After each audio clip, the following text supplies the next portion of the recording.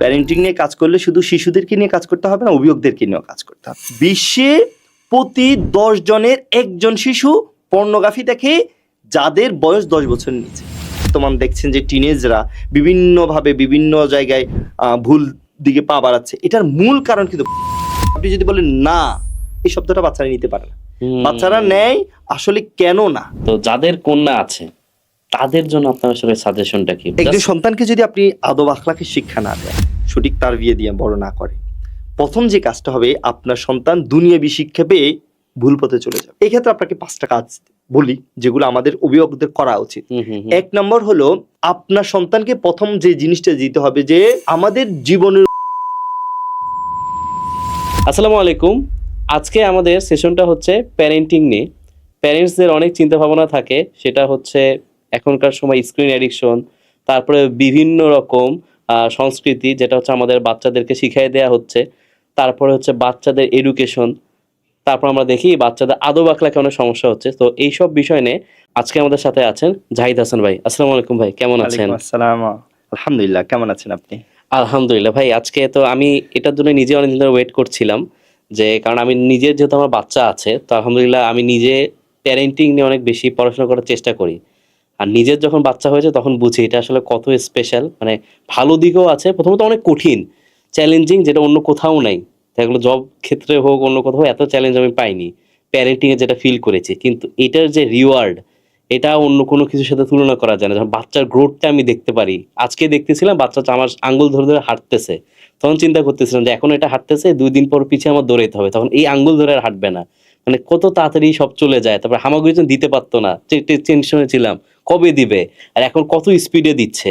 তো প্রত্যেকটা ফেজ খুব জলদি পার হয়ে যায়। আর প্যারেন্ট হওয়া এটা আসলে খুব স্পেশাল, কিন্তু এটা বড় একটা দায়িত্ব। যখন আমি চিন্তা করি যে আমরা যখন থাকবো না তখন তো বাচ্চারাই থাকবে, তো এটাই কিন্তু আমাদের একটা মাধ্যম ইনশাল্লাহ কবরে ভালো ভালো অনেক সওয়াব পাওয়ার মাধ্যম একটা ইনশাল্লাহ।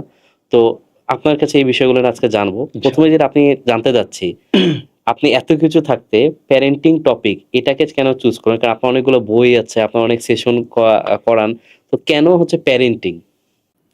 আচ্ছা, আলহামদুলিল্লাহ, আলহামদুলিল্লাহ নাহমাদু ওয়া নুসাল্লি আলা রাসূলিহিল কারীম, আম্মা বাদ।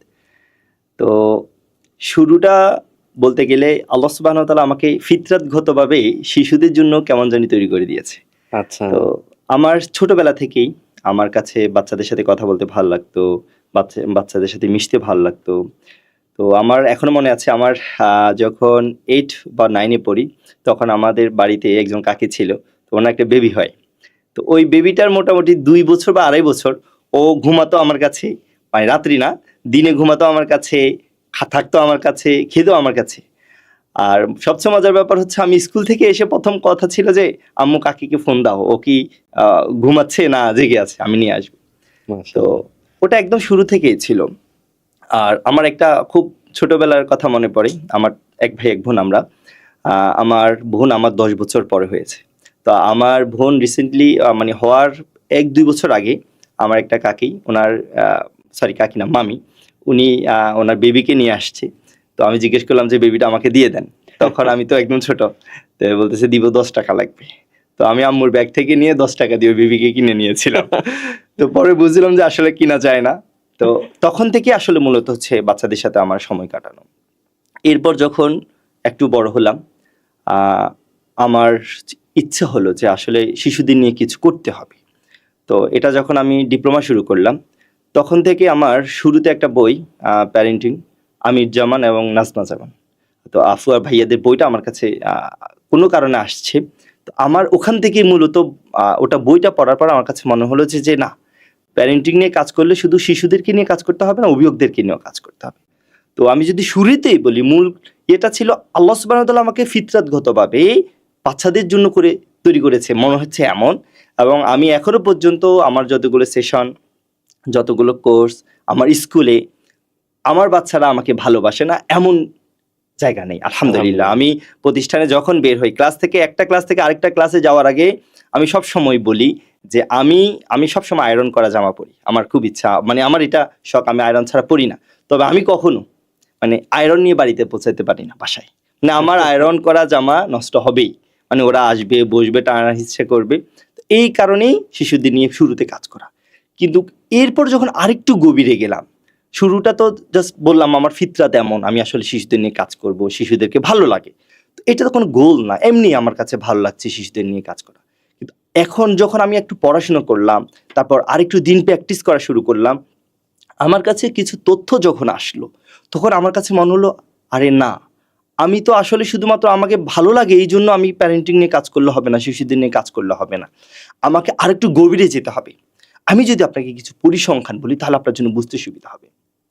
2023 সালের একটা পরিসংখ্যানে দেখা গেছে বাংলাদেশ থেকে প্রায় 24 লক্ষ শিশু নির্যাতনের একটা রিপোর্ট গেছে যুক্তরাষ্ট্রের একটা অলাভজনক সংস্থায়। 24 লক্ষ 24 অনেক লক্ষ। বিশাল এবং কি সবচেয়ে দুঃখজনক বাস্তবতা হচ্ছে বিশ্বে বাংলাদেশের এই পরিসংখ্যানটা সবচেয়ে এগিয়ে আছে, অর্থাৎ বাংলাদেশ প্রথম। আরেকটা তথ্য দিই কেন কাজ করছি এটা বোঝার জন্য। 2023 সালের টিকটক প্ল্যাটফর্ম, এটা এমনিতেই মোটামুটি শালীন না, ওখানে বেশিরভাগ কন্টেন্টই অশালীন। কিছু ইসলামিক আছে যারা তৈরি করে, আমরা তো আসলে ওগুলো করছি না। তবে বাস্তবতা হলো 2023 সালে একটা পরিসংখ্যানে দেখা যাচ্ছে 3 মাসে টিকটক প্ল্যাটফর্ম 60 লক্ষ ভিডিও রিমুভ করেছে বাংলাদেশ থেকে, অর্থাৎ বাংলাদেশি কন্টেন্ট 60 লক্ষ বাদ দিয়ে দিয়েছে, এগুলো তো অশ্লীলতা থাকার কারণে। মানে আমরা কোথায় আছি। আরেকটা কথা বলি, শাবনাজ জাহারিন বাংলাদেশের একজন শিশুদের নিয়ে কাজ করে এরকম একজন মনোবিজ্ঞানী বা একজন লেখক। উনার একটা পরিসংখ্যানে উনি বলছেন বাংলাদেশের 16 থেকে 20 বছর বয়সী কিশোর কিশোরীরা, স্কুল পড়ুয়া 16 থেকে 20 বছর বয়সী 100 জনের মধ্যে 60 জন শিক্ষার্থী কোনো না কোনোভাবে অবৈধ মিলন এই 16 থেকে 20 বছরের মধ্যে হয়ে যায়। তাহলে এই যে পরিসংখ্যানগুলো, আরেকটা বলি আরেকটু বুঝতে সুবিধা হবে, বিট ডিফেন্ডার নামক একটা কোম্পানি আছে, তারা একটা পরিসংখ্যানে তুলে ধরছেন যে বিশ্বে প্রতি 10 জনের একজন শিশু পর্নোগ্রাফি দেখে যাদের বয়স 10 বছরের নিচে। 10 বছরের নিচে। এই যে পরিসংখ্যানগুলো বললাম, এগুলো কিন্তু বাংলাদেশের পরিসংখ্যান। আর কঠিন কিছু বাস্তবতা আছে, আমি আর আজকে এটা নিয়ে আর বলবো না। এই পরিসংখ্যানগুলো যখন আমাদের সামনে আসছে, আমার কাছে মনে হলো না, আমাদের আগামী প্রজন্ম হারিয়ে যাচ্ছে, ধ্বংস হয়ে যাচ্ছে, আমাকে কিছু কাজ করতে হবে। আর এই কাজ করার জন্য শুধুমাত্র শিশুদেরকে বুঝালে হবে না, অভিভাবকদের সাথেও কথা বলতে হবে। আর এই জন্য আমি মূলত প্যারেন্টিং নিয়ে কাজ করা শুরু করেছি। তবে আমি শুধু প্যারেন্টিং নিয়ে কাজ করি না, আমার মূল প্যারেন্টিংটা হচ্ছে ইসলামিক প্যারেন্টিং। আমি ইসলামিক প্যারেন্টিং নিয়ে কাজ করি। মাশাআল্লাহ, আরো একটু ডিফাইন করে দিলেন। মানে এটা আসলে খুব গভীর। আর এখানে প্রথমেই আসলে ব্যর্থতাটা প্যারেন্টসদের উপর একটা চলেই আসে, কারণ আসলে তারা শিখলো কোথা থেকে?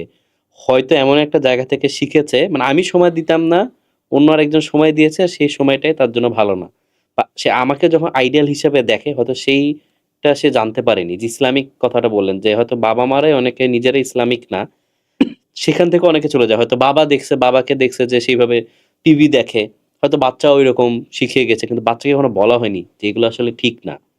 আমি আরেকটু অ্যাড করে দিই। আমি আজকে যখন ফেনী থেকে আসছিলাম, আমার পাশে একটা ইয়াং যুবক বসছে, বয়স 20।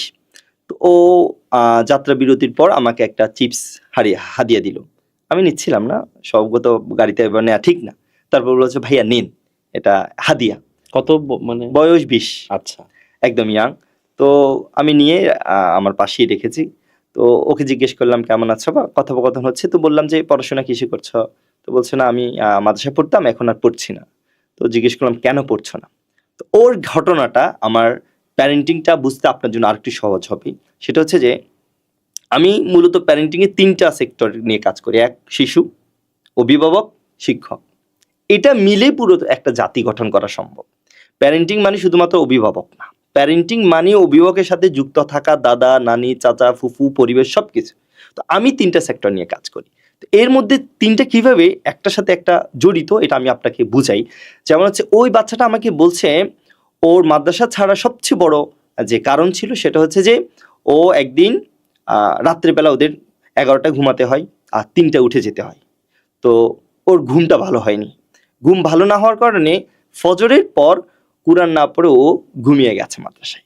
এখন উস্তাদ এসে যখন দেখলো যে ও ঘুমাচ্ছে, ওকে এই ঘুমন্ত অবস্থায় আঘাত করেছে, এবং এত বেশি আঘাত করেছে যে ওকে যখন মারতে মারতে সিঁড়ি থেকে নিচে নামিয়ে আনলো, তখন ছোট ক্লাসের যে বাচ্চারা তারা দেখে গেছে, এখন ছোট বাচ্চা কিশোর একদম, এই কারণে ওর মাথায় এতভাবে লাগলো যে অপমানটাও সহ্য করতে পারেনি, ওর সাথে সাথে বাসায় চলে আসছে।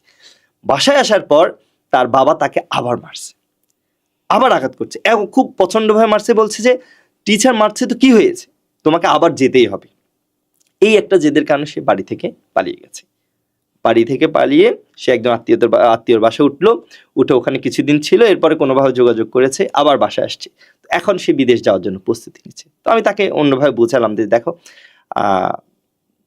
পিতামাতার তো বিভিন্নভাবেই আঘাত করতে পারে, বা কোনো কারণে টিচাররাও তোমার প্রতি ভুলবশত হোক বা ইচ্ছাকৃত হোক অনিচ্ছাকৃত হোক আঘাত করে ফেলেছে, তবে তুমি তোমার ক্যারিয়ারটা এভাবে ধ্বংস করা ঠিক হবে না। তো এটাই হচ্ছে মূল জিনিস, যে দেখুন ওই শিক্ষক বা উস্তাজ তিনি যদি সাইকোলজি বুঝতেন, তিনি বাচ্চাকে কিন্তু এভাবে আঘাত করতেন না। তিনি বাচ্চাকে জিজ্ঞেস করতেন কেন সে ঘুমিয়ে গেছে। সে যদি জানতো আসলে বাচ্চাটার হয়তো বা শরীর ভালো নেই বা ঘুম ভালো হয়নি, এই কারণে সে যদি বাচ্চার সাথে কথা বলে ফেলতো, তখন সমস্যাটা বুঝতে পারতো, আঘাত করতে হতো না।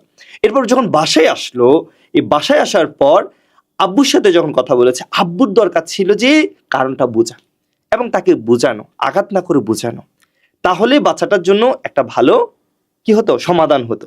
আর সর্বশেষ শিশু, দেখেন ও একটা টিনেজ বয়সে আছে, এখন ওর সাইকোলজি সে জানে না আসলে তার বাবা মাকে কেন তাকে আঘাত করেছে। তার বাবা হয়তো বা ভালোর জন্য আঘাত করেছে, আমি হয়তো বা বলবো না, বাস্তবতা এমনই, কিন্তু তারা জানে না আসলে কিভাবে আঘাত করা কিভাবে উচিত বা কিভাবে তাকে সমাধান দেওয়া উচিত, সেটা না জানার কারণে তারা আঘাত করে ফেলেছে। কিন্তু এই যে টিনেজ বয়সের বাচ্চাটাকে যে বোঝানো হলো না যে কেন তাকে এরকম আঘাত করা হয়েছে বা কেন তাকে জোর করে আবার মাদ্রাসায় পাঠানো হচ্ছে, কারণ তার ক্যারিয়ারের জন্য। আমি তাকে বললাম দেখো, তুমি যত কিছুই বলো না কেন, তোমাকে তোমার বাবা আঘাত করেছে বাস্তব, এটা ঠিক বা ভুল পরে বলবো, কিন্তু তুমি তোমার ক্যারিয়ারের জন্য কিন্তু তিনি তোমাকে আঘাত করেছে, অর্থাৎ তিনি চাচ্ছে তুমি ভালো হও, তুমি পড়াশোনা করো, এটার জন্য। এখন এই যে তিনটা সেক্টর, শিক্ষকদের বোঝানো কেন তারা বাচ্চাদের সাথে কিভাবে আচরণ করবে, অভিভাবকদেরকে বোঝানো কোন জায়গায় শাসন করবে, কোন জায়গায় বাচ্চাদের সাথে কিভাবে সংযোগ তৈরি করবে, আর বাচ্চাদের সাথে কথা বলা কেন তার ভুল পথে চলে যাওয়া ঠিক নয়, কেন তার সিদ্ধান্তটা ভুল। এটা যদি আমরা এই যে তিনটা সমন্বয় করে যদি কাজ করি, আমাদের প্যারেন্টিংটা সুন্দর হবে এবং আমাদের সমাজ রাষ্ট্র সুন্দর হবে। এই কারণে আমাদের প্যারেন্টিংটা হওয়া উচিত, শিক্ষক যারা শিক্ষাদান করবেন তারা, অভিভাবক এবং মানে শিশু অর্থাৎ বাচ্চা, এই তিনটা জিনিস যখন একসাথে হবে তখন প্যারেন্টিংটা সুন্দর হবে। এই কারণে আমাদের প্যারেন্টিংয়ে এই তিনটাকে নিয়ে কাজ করতে হবে। আমি পুরোপুরি এগ্রি করি। মানে আমি নিজে যেহেতু দীর্ঘদিন এই শিক্ষকতার সাথে নিজেকে মানে দেখেছি, শিক্ষকদের দেখেছি আলহামদুলিল্লাহ। তো এই সমস্যাটা একটা থাকেই। মানে আমরা যারা শিক্ষক তারাও তো আসলে খুব যে বেশি সময় দেই তাও না। বাচ্চাদেরকে বোঝার পিছনে। এখানে আপনি যে স্টোরিটা বললেন, এটা অনেক জায়গারই স্টোরি। যে এখানে কিন্তু কারো নিয়ত হয়তো খারাপ ছিল না। যে টিচার মেরেছে সেও ভালোবেসেই বা তার ওই বাচ্চার কল্যাণের জন্যই মেরেছে, বা হচ্ছে যে বাবাটা মেরেছে। কিন্তু এখানে কেউ কিন্তু তার কথা শুনে নাই। টিচারও যদি বুঝতে পারতো, কথা বলতো যে তুমি কেন মিস করেছো, হ্যাঁ, মানে এটা তো মিস করতেই পারে সে, কিন্তু একদম যে শেষ হয়ে গেছে দুনিয়া তা তো না। আবার আরেকটা ভুল করেছে যে এটা যদি তাকেও মারতো আমার মনে হয় না এত সমস্যা হইতো। হ্যাঁ, মারতে মারতে আরো জুনিয়রদের সামনে নিয়ে গেছে, ওর এটা সম্মানে লেগেছে। স্বাভাবিক, বয়সটা টিনেজ এই সময় একটা ছিল। ও তো এখানে টিচার ওইটাও খেয়াল করেনি যে বয়সটা কোন স্টেজে আছে, এটা কিন্তু খারাপ লাগছে। ওকে মনে হয় একা মারলেও কোনো সমস্যা ছিল না, কিন্তু মারতে মারতে একদম ইয়াতে নিয়ে গেছে। ওর কথা এমনটাই ছিল। হ্যাঁ, যে প্রথমত মারাটাই হয়তো ভুল হয়েছে, সেকেন্ড মারতে মারতে নিয়ে গেছে আরো খারাপ করছে। আবার বাসায় গিয়ে তার নিজের বাসায় যখন ফিরে গেল একটু সাপোর্টের জন্য হয়তো, ওখানে গিয়েও সে হচ্ছে ওই একই আবার বকা খাচ্ছে। এখানে আমি আপনাকে আরেকটা জিনিস বলি, আল্লাহ সুবহান রাসূল সাল্লাল্লাহু আলাইহি ওয়াসাল্লাম হাদিসে আমাদেরকে স্পষ্ট করেছেন সন্তানদের সাথে ইনসাফ করার জন্য। সন্তানদের সাথে আপনি যদি, আমাদের দেশে যেটা হয় আমরা ভাবি আর কি, যে শিক্ষক হোক কিংবা অভিভাবক, যে শিশুদের গায়ে আঘাত করা আমার দায়িত্ব বা অধিকার। বাস্তবতা হচ্ছে আপনি যদি শিশু ভুল করে, সন্তান ভুল করে, আপনি আঘাত করার অধিকার আপনি রাখেন, অবশ্যই সেটা শরিয়ার বাউন্ডারির ভিতরে থেকে। শরিয়া যতটুকু আপনাকে আঘাত করতে বলছে, যেমন মুখে আঘাত করা একদমই যাবে না, এমন আঘাত করা যাবে না যেখানে দাগ পড়ে যেতে পারে বা আঘাতের চিহ্ন থাকে, এরকম আঘাত করা কিন্তু শরিয়া একদম অ্যালাউ করে না। এক, দ্বিতীয় কথা হচ্ছে যে আপনি যদি আপনার রাগের কারণে আপনার সন্তানকে একটা আঘাতও করেন, আল্লাহর কাছে আপনাকে জবাবদিহি করতে হবে। আমরা অভিভাবকরা ভাবি যে এ আমার সন্তান, একে আমি জন্ম দিয়েছি, আমি ওকে আঘাত করতেই পারি, মারতেই পারি। বিষয়টা কিন্তু এমন নয়। আপনাকে এই জায়গায় অবশ্যই আল্লাহ সুবহানাহু ওয়া তাআলাকে ভয় করতে হবে। কারণ আপনি যদি আপনার রাগের কারণ ধরেন কোনো কারণে স্বামী-স্ত্রী হুম, ঝগড়া হলো, পারিবারিক কোনো কিছু নিয়ে ঝগড়া হলো, আপনি আপনার রাগটাকে কার কাছে ছুড়ে দিলেন? বাচ্চার কাছে। সন্তান। এটা হয় আমাদের বাচ্চারা হয়তোবা ধরেন আপনি খুব রাগান্বিত। বাচ্চা এসে বলছে, "আম্মু দেখো, দেখো আমি খুব একটা সুন্দর ড্রইং করেছি। যাও।" এবার বলে ফেলছি। তারপরে আরো রাগান্বিত হলে হয়তোবা কিছুদিন আগে একটা কনটেন্ট দেখেছেন কিনা নিউজ যে দাদি এবং মা ২ জন ঝগড়া করছিল। ঝগড়া করার সময় বাবা আসছে মানে বাবুকে কি একটা খাবার নিয়ে ঝগড়া হয়েছে। বাবা এসে বাচ্চাটাকে এত জোরে বাইরে ছুড়ে দিয়েছে বাচ্চাটা মারা গেছে। বাংলাদেশের নিউজ।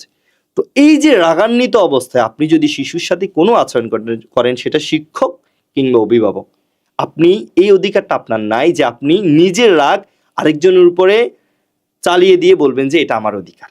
এটার জন্য আপনাকে অবশ্যই আল্লাহর কাছে জবাবদিহি করতে হবে। এই জায়গায় সাবধান থাকতে হবে। এটা কিন্তু খুবই গভীর কথা বলে, মানে ওরা এমন একটা, বাচ্চারা তো হচ্ছে কমপ্লেন দেওয়ার কোনো জায়গা না, নাই। নেই। কারণ একটা ধরেন কেউ বাবা, তার অফিসে তার বসকেও তো সে রাগ দেখাতে পারছে না, কিন্তু বস অনেক কথা শুনেছে, বসকে তো সে রিপ্লাই দিচ্ছে না। বাসায় এসে ওই বাচ্চাটাকেই পেলো যার উপর সে ওই রাগটা ঝাড়তেছে। এখানে আসলে যে ইনসাফের কথা, যে আমরা কিন্তু বড় একটা ভুল করতেছি।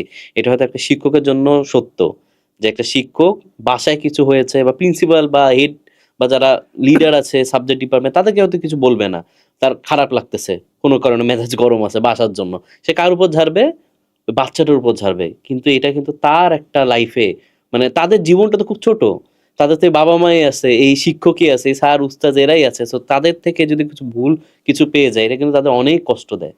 হ্যাঁ, কষ্টের থেকে আমি যে জিনিসটা বললাম যে আল্লাহর কাছে জবাবদিহি করতে হবে। এটা কিন্তু খুব ইম্পর্টেন্ট। কারণ হ্যাঁ, আপনি যদি আপনার রাগটাকে আপনার কন্ট্রোলে না নিয়ে এসে বাচ্চার উপর ঝেড়ে দেন, আর এটা যদি আপনার জন্য হয়, বাচ্চার কোনো দোষ নেই, তাহলে অবশ্যই আপনাকে এই গুনাহগার জায়গায় আমরা। গুনাহ হতে হবে। এখানে আরেকটা বিষয় আসতেছে, যেটা আপনি বললেন স্ট্যাটস, যে আসলে যে বাচ্চারা বিভিন্ন কিছু এক্সপোজার পাচ্ছে। তো এখানে একটা বড় সমস্যা থেকেই যায়, সেটা হচ্ছে স্ক্রিন। প্রথমত একটা বড় সমস্যা, আমরা নিজেরাই একটু স্ক্রিনের প্রতি আকর্ষণ থাকে। মানে আমি নিজে যেহেতু বাবা, আমি নিজেও বুঝি। মানে বাইরে থেকে যখন বাবা হচ্ছিলাম না, তখন বলাটা সহজ ছিল। কিন্তু এখন আসলে বুঝি যে বাচ্চা, আমি যখন একটু স্ক্রিনে দেখতেছি বাচ্চা দৌড়ায় আসে, ১.৫ বছরের বাচ্চায় কি আছে? স্বাভাবিক সে দেখতেছে একটা কালারফুল জিনিস, তাই না? আর মাউস, মানে সবাই তো আমরা কম বেশি চালাই। কেউ হয়তো খুব বেশি ঠিক হচ্ছে ৬ ঘন্টা চালায়, কেউ ১ ঘন্টা চালায়। বাচ্চার জন্য ১ ঘন্টাও কিন্তু কম না। সে অবশ্যই। দেখতেছে, মানে আগে তো ফোন কথা একটা জিনিস। কিন্তু এখন আমরা যেভাবে দেখি, কনটেন্টটা তো অনেক ইন্টারেস্টিং তার জন্য। তো এটা গেল ইসলামিক। আমি নিজেও তো একটু নিজে ইসলামিক করার চেষ্টা করতেছি, নিজে পালন করার চেষ্টা করি। যেখানে হয়তো ইসলামিক না, সেখানে তো কনটেন্টটাই খারাপ। আমি এখানে ভালো কনটেন্ট দেখতেছি, সেটাই সমস্যা বলতেছি, যে সে দেখতেছে কি আছে? দেখতেছে আচ্ছা আমি হুজুরির লেকচার শুনতেছি। এটা তো তার জন্য কেমন জানি। কারণ ও আমার কাছে সময় চাচ্ছে, বা সে ওটাতে খুব মনোযোগ দিয়ে দেখতেছে। কিন্তু যারা ইসলামিক না, যদি চিন্তা করি, তারা তো আরো গান বাজনা দেখতেছে। তারপর হচ্ছে এইরকম বিষয়ে বাচ্চারা এক্সপোজ হয়ে যাচ্ছে। বা ইসলামিক কথাও যদি চিন্তা করি, যাতে পুরা ফ্যামিলি ইসলামিক না, টু সামথিং, আমি ইসলামিক, আমার ওয়াইফ হয়তো ইসলামিক, কিন্তু হয়তো বাইরের আত্মীয় ইসলামিক না। তো বাচ্চা কিন্তু সেখান থেকে স্ক্রিনের ওই ব্যাড এফেক্টটা পাচ্ছে, যেটা আমি স্কুলেও দেখেছি। দেখলে আমাদের যে বাচ্চারা আছে, আমরা খুবই শিক্ষা দিচ্ছি এই এটা করা যাবে না, কিন্তু তার বাবা মাও ভালো। কিন্তু ওই একটা কাজিন আসছে, সে একটা মুভির নাম বলে দিছে, তার তো একদম মাথায় ঢুকে গেছে। সে তো বছরে একবারই মুভিটার নাম শুনছে, অন্যদের মতো না, তার মাথায় গেঁথে গেছে। তাই স্ক্রিন অ্যাডিকশনের এই ফিতনা, এইটা থেকে আমরা আসলে কিভাবে বাঁচাতে পারি আমাদের বাচ্চাদের? খুবই সুন্দর প্রশ্ন করেছেন। তবে এটা নিয়ে বিশাল আলোচনা করা প্রয়োজন।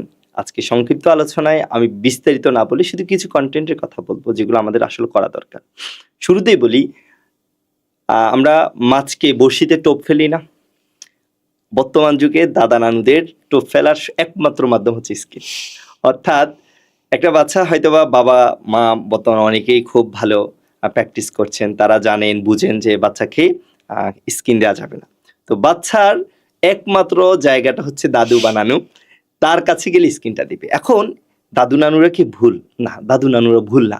মূলত হচ্ছে একটা সময় বাচ্চাদের সাইকোলজি চেঞ্জ হয়ে গেছে পুরোটা। বাচ্চারা এখন চকলেট বা অন্য কিছু পাওয়ার থেকে মোবাইলটা পেলে সবচেয়ে বেশি আকর্ষিত হয়।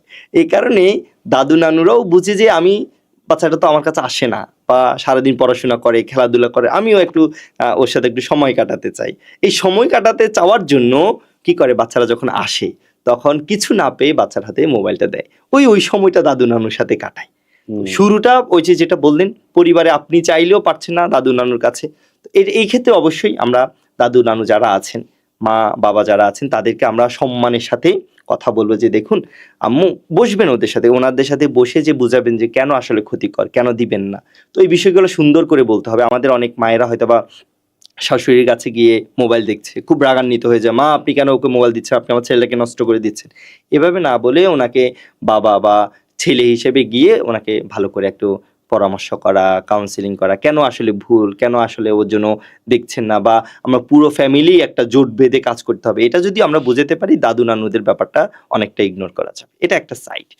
আর এরপর বাচ্চাদেরকে কিভাবে অ্যাডিকশন থেকে বাদ রাখবেন, এখানে আমাদেরকে কয়েকটা জিনিস মাথায় রাখতে হবে। প্রথম কথা সেটা হচ্ছে যে দেখেন, আমরা অধিকাংশ অভিভাবকরা বুঝি না আসলে অ্যাডিকশনটা কেন ক্ষতিকর, কেন ক্ষতিকর এটাই বুঝি না। না বুঝার কারণে আমাদের এই সমস্যাটা বেশি হচ্ছে। দেখেন আমাদের দেশে অনেক স্কলাররা মাঝে মাঝে দেখবেন যে কার্টুন, তারপর গেমস, এগুলো নিয়ে কথা বলার সময় যে জিনিসটা বলে আর কি, যে কার্টুন দেখলে বাচ্চাদের ব্রেইনে ক্ষতি হবে, চোখের ক্ষতি হবে, এগুলো আসলে আমাদের অভিভাবকদেরকে এত বেশি মানে কি বলে না পাওয়ার, অভিভাবকদের মাঝে এত বেশি কঠিন কোনো কাজ করে না যে আসলে এখান থেকে বাচ্চাটাকে বের করে নিয়ে আসতে হবে। কেন? কারণ আমরা সবাই জানি, এই যে দেখেন ধূমপান করা হারাম বা ক্ষতিকর, এটা কিন্তু প্রত্যেকটা কন্টেন্টে আছে ধূমপানের। তারপরে মানুষ ছাড়ে না কেন? কারণ সে ছাড়ে না কারণ তার কাছে শারীরিক এই ক্ষতিটাকে এত বেশি ভয়াবহ মনে হচ্ছে না এই মুহূর্তে। সে ভাবছে হতেও পারে, নাও হতে পারে, কিন্তু তাকে যদি একবার বোঝাতে পারে এটা হারাম, সে যদি বুঝে তাহলে কিন্তু সে ছেড়ে দিবে। ঠিক কন্টেন্টগুলোর ক্ষেত্রেও আমাদের এই জিনিসটা মাথায় রাখতে হবে যে আমি আমার সন্তানের হয়তো বা কোনো কারণে ব্রেনে কিছু এফেক্ট করতেই পারে, কোনো ক্ষতি হতেই পারে, চোখের ক্ষতি হতেই পারে, তবে সেই ক্ষতিটা পূরণ করা সম্ভব। সে যদি কোনো কারণে ধরেন ব্রেনে ক্ষতি করে, তাকে কিছু সময় কাউন্সিলিং করলে ঠিক হয়ে যেতে পারে। চোখে ক্ষতি হলে চশমা ব্যবহার করতে পারবে। তবে যদি ইমানের ক্ষতি হয় তখন কি আর ফিরিয়ে আনা যাবে? আপনাকে আমি একটু গভীর কথা বলি। আমার রিসেন্ট একটা বই আসবে, শিশুদেরকে কিভাবে গল্প শোনাবেন। তো ৩টা সিরিজের একটা সিরিজে হচ্ছে যে শিশুদেরকে কিভাবে গল্প শোনাবেন। ওখানে আমি খুব বিস্তারিত কথা বলেছি। বাস্তবতা হচ্ছে এই যে পাশ্চাত্যের যত মিডিয়া আছে, পশ্চিমা যত মিডিয়া আছে, এগুলো কিন্তু আমাদের কাছে এসে তাদের কন্টেন্টগুলো বিক্রি করে নাই, বা তাদের ড্রেস আপগুলো আমাদের কাছে এসে বিক্রি করে নাই যে দেখেন আমাদের ড্রেসগুলো কিনেন, আমাদের মতো করে আপনার লাইফস্টাইল ক্রিয়েট করেন। তারা কি করেছে? বিভিন্ন গল্পের মাধ্যমে, বিভিন্ন অ্যানিমেশনের মাধ্যমে, বিভিন্ন কার্টুনের মাধ্যমে তাদের চরিত্রগুলো ফুটিয়ে তুলেছে। আর এটি আমাদের বাচ্চাদের জন্য ক্ষতিকর হয়ে গেছে। আমি যদি বলি বাংলাদেশে বিশ্বে যতগুলো কন্টেন্ট আছে, কার্টুন বা অ্যানিমেশন মুভি, বাচ্চাদের কথা বললাম, প্রত্যেকটার আলাদা একটা আইডিওলজি আছে এবং সেটা খুবই ভয়ঙ্কর। যেমন আমি যদি টম এন্ড জেরির কথা বলি, আপাত দৃষ্টিতে আমরা সবাই টম এন্ড জেরি দেখে বড় হয়েছি না, খারাপ কিছু লাগেনি, মনে হয়নি। কিন্তু আপনি যদি গভীরভাবে একটু চিন্তা করেন, দেখেন একটা টম এন্ড জেরি, দেখবেন যে যখন একটা মেয়ে বিড়াল হেঁটে যাচ্ছে, টম বা জেরির বুক থেকে একটা লাভ রিয়েক্ট বের হচ্ছে, দুব দুব দুব দুব করছে, ঠিক আছে না? এই যে হচ্ছে, এটা আপনার আর আমার কাছে হয়তো বা কিছু না, কিন্তু একটা বাচ্চার কাছে এই যে ও যে বুঝে যাচ্ছে ছোট বয়সে একটা মেয়ে বিড়ালের প্রতি, অর্থাৎ ছেলে হয়েও নারীর প্রতি একটা আসক্তি, এভাবে তাকানো, এটা একটা ভালো জিনিস। কারণ ও যখন দেখছে তখন তো আমরা হাসছি, মজা পাচ্ছে। এই যে একটা ভুল, এরকম অনেকগুলো, আমি সবগুলো কন্টেন্টের কথা বলতে পারি। আপনি আলাদিন যে মুভিটা আছে, কার্টুনটা আছে, ওখানে দেখা যাচ্ছে যে আলাদিন লোকটা নায়িকার সাথে রাত্রিবেলা দেখা করতে যাচ্ছে, ওদের কিন্তু কোনো বিবাহ হয়নি, ওরা রিলেশনশিপে আছে। তখন আমরা যখন বেবির সাথে দেখে বসে এটা দেখছি, তখন বেবি কি ভাবছে? ভাবছে যে এটা তো ভালো, বিবাহ বহির্ভূত ভাবে এবার দেখা করা যায়। তারপরে ধরেন বিভিন্ন মুভিগুলো আছে, আমি হ্যারি পটার্সের কথা বলতে পারি, একদম আমাদের বাচ্চাদের অনেকেরই পরিচিত গল্প আছে, ওখানে পুরোটা কন্টেন্ট কিন্তু জাদু, কিন্তু ইসলামে এরকম জাদু একদম হারাম। কিন্তু একটা বাচ্চা যখন দেখে সবকিছু জাদুর মাধ্যমে করা সম্ভব, সে ভাববে যে আল্লাহর কাছে চাওয়ার প্রয়োজন নেই, জাদুর মাধ্যমে হয়তোবা সম্ভব। এই যে জিনিসগুলো যখন বারবার প্রত্যেকটা মুভিতে প্রত্যেকটা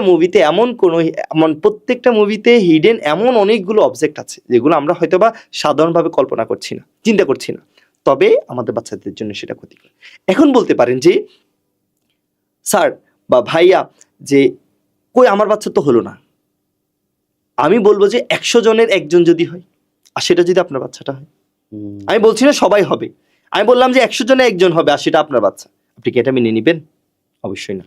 তাই স্ক্রিন শুধু অ্যাডিকশনের ক্ষেত্রে আমাদের সবচেয়ে বড় যে জিনিসটা জানা দরকার সেটা হচ্ছে যে আমাদের এটাতে সবচেয়ে বড় ক্ষতি হচ্ছে ইমানের। এটা যদি বুঝেন তারপর আপনি স্ক্রিন থেকে আপনি আপনার সন্তানকে চেষ্টা করবেন যে ওই যে বিষের মতো আপনার সন্তান যদি এখন কোনো ইলেকট্রিক্যাল লাইনে হাত দিতে চায়, আপনি কি করবেন? জোর করে টেনে আনবেন। ঠিক তখন আপনি যতই ভাববেন যে, কান্দুক। হ্যাঁ, কান্না করলে আমার কোনো কিছু করার নাই, তোমাকে এখান থেকে ফিরে আসতে হবে। এটা হচ্ছে আমাদের প্রথম মূল মন্ত্র।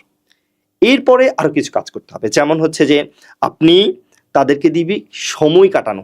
আমরা আমরা সব সময় আমাদের অনেক মানে যারা প্যারেন্টিং নিয়ে কাজ করে তারা বেশিরভাগ ক্ষেত্রে বলে যে বাচ্চাদের সাথে সময় কাটান, সময় কাটান। কিন্তু কি করবি সেটা বলি না। দেখেন, বাচ্চাদের সাথে সময় কাটাতে হবে। এই যে আমি বলতে পারি যে বাচ্চা একটার সাথে বসলাম, 5 মিনিট কথা বললাম, এরপর আর কি বলবো? এরপর বলার তো কিছু নেই। এটা আমার কষ্ট হয়। হ্যাঁ, এই কষ্টটা বলতে হলে আপনাকে ক্রিয়েটিভ কিছু কাজ করতে হবে। বর্তমানে Pinterest.com টাইপের এরকম অনেকগুলো আছে। এখানে অনেক ভালো ভালো ওয়ার্কশিট পাওয়া যায়। এই ওয়ার্কশিটগুলো আপনি ডাউনলোড করে বাচ্চাকে যদি দেন, বাচ্চাদের উপযোগী করে যদি দেন, আপনি দেখবেন একটা বাচ্চা ঘন্টার পর ঘন্টা চলে যাবে এই কন্টেন্টটা সাথে করতে করতে। বিভিন্ন ওয়ার্কশিট, যেমন আপনি জানেন আমার রিসেন্টলি 4টা অ্যাক্টিভিটি বুক বের হয়েছে। 5টা, বাংলা, ইংরেজি, গণিত, ব্রেন বুস্টিং, অ্যারাবিক। এই 5টা কন্টেন্টে আমি চেষ্টা করেছি ফ্রি প্লে, নার্সারি, বিশেষ করে যারা হোম স্কুলিং করতে যাচ্ছে ওই অভিভাবকদের জন্য এই বইগুলো। এখানে কি হয়েছে, এই বইটাতে প্রত্যেকটা বইতে 100 পেজ করে আছে, আর 100 পেজে অনেকগুলো ওয়ার্কশিট আমি দিয়েছি আলহামদুলিল্লাহ। প্রত্যেকটা অ্যাক্টিভিটি যেটার মাধ্যমে একটা বাচ্চা অনেক সময় ব্যয় করতে পারবে এবং তার ফ্রি স্কুল এবং হোম স্কুলের কাজটা এখানেই শেষ হয়ে যাবে ইনশাল্লাহ। কিন্তু আপনাকে শুধুমাত্র এই বইয়ের উপর নির্ভর করে থাকলে হবে না। আপনাকে এই বইগুলো যেভাবে তৈরি করেছে এর আদলে বারবার আপনাকে কি করতে হবে, এইগুলো প্র্যাকটিস করাতে হবে, নিজের মতো করে কন্টেন্ট তৈরি করতে হবে। আপনি একটা সময় নিয়ে যখন বাচ্চারা ঘুমিয়ে যাবে তখন আপনি একটু সার্চ করলেন, গুগল সার্চ করে সেখান থেকে কিছু ওয়ার্কশিট নিজে ডাউনলোড করে এখানে অনেকগুলো আছে, হিডেন অবজেক্ট আছে। ধরেন একটা কন্টেন্ট হচ্ছে এরকম যে অনেকগুলো ছবি আছে, এগুলো ছবিগুলো বাচ্চা খুঁজে বের করবে, অনেকগুলো অ্যালফাবেট আছে, এগুলো বাচ্চা খুঁজে বের করবে। এই যে বাচ্চাকে এই কন্টেন্টগুলো দিচ্ছেন, কখন যে বাচ্চার সময় চলে যাবে 1 ঘন্টা 2 ঘন্টা আপনি টেরই পাবেন না। আপনার বাচ্চা কখনোই বলবে না বাবা আমাকে আজকে স্ক্রিনটা মানে মোবাইল দাও বা ল্যাপটপ দাও, কারণ সে এটার ভিতরেই কি হয়ে যাবে, পরিপূর্ণভাবে নিজেকে এঙ্গেজ করে ফেলবে। তাই যদি মানে স্ক্রিন থেকে বাচ্চাকে বের করে নিয়ে আসতে হয়, প্রথম কাজ হচ্ছে সময়, আর সময়টা হতে হবে কোয়ালিটি টাইম, আর কোয়ালিটি টাইমটা দিতে হবে আপনাকে বিভিন্ন কষ্টের মাধ্যমে। কষ্টটা কি? আপনাকে পড়তে হবে, গবেষণা করতে হবে, জানতে হবে, চেষ্টা করতে হবে। ভাই সময় কই? এটাই আসলে খুব, আপনি যেটা বললেন আসলে আমরা নিজেদেরাই প্যারেন্টের মানে বাবা হওয়ার এই গুরুত্বটা বুঝি না। মানে না, আমার সময় না দিয়েও কিন্তু বাবার ট্যাগটা পেয়ে যাওয়া যায়। কিন্তু আসলে যেটা আপনি বলে এটার জন্য কিন্তু ভালোই এফোর্ট দিতে হবে আমাকে। জাস্ট ওই ধরার জন্য না। এখানে বাচ্চার পেছনে সময় দিতে হবে। আর একইভাবে সময় দিলে বাচ্চারও ভালো লাগবে না। তো একটু ক্রিয়েটিভ হতে হবে। তো এগুলো কিন্তু বাবাদেরও আমার মনে হয় অনেক নাসিহা দরকার, প্যারেন্টসদের। এটা আমি যদি সহজ করে বলি, দেখেন আল্লাহ সুবহানাহু ওয়া তাআলা রাসূল সাল্লাল্লাহু আলাইহি ওয়াসাল্লামের মাধ্যমে আমাদেরকে জানিয়েছে যে আমরা যখন মারা যাই আমাদের 3টা জিনিস থেকে যায়। একটা হচ্ছে নেক্সট সন্তান। এই যে নেক্সট সন্তান রেখে যাচ্ছেন, আপনি সদকা জারিয়ার মতো কোনো কাজ করে যাচ্ছেন, করলেন, সেটা একটা সময় বন্ধ হয়ে যেতে পারে। একটা নলকূপ বসিয়েছেন, বন্ধ হয়ে যেতে পারে। কিন্তু আপনার সন্তান এটা কখনো বন্ধ হবে না আপনি যদি নেক হিসেবে তৈরি করেন। কেন?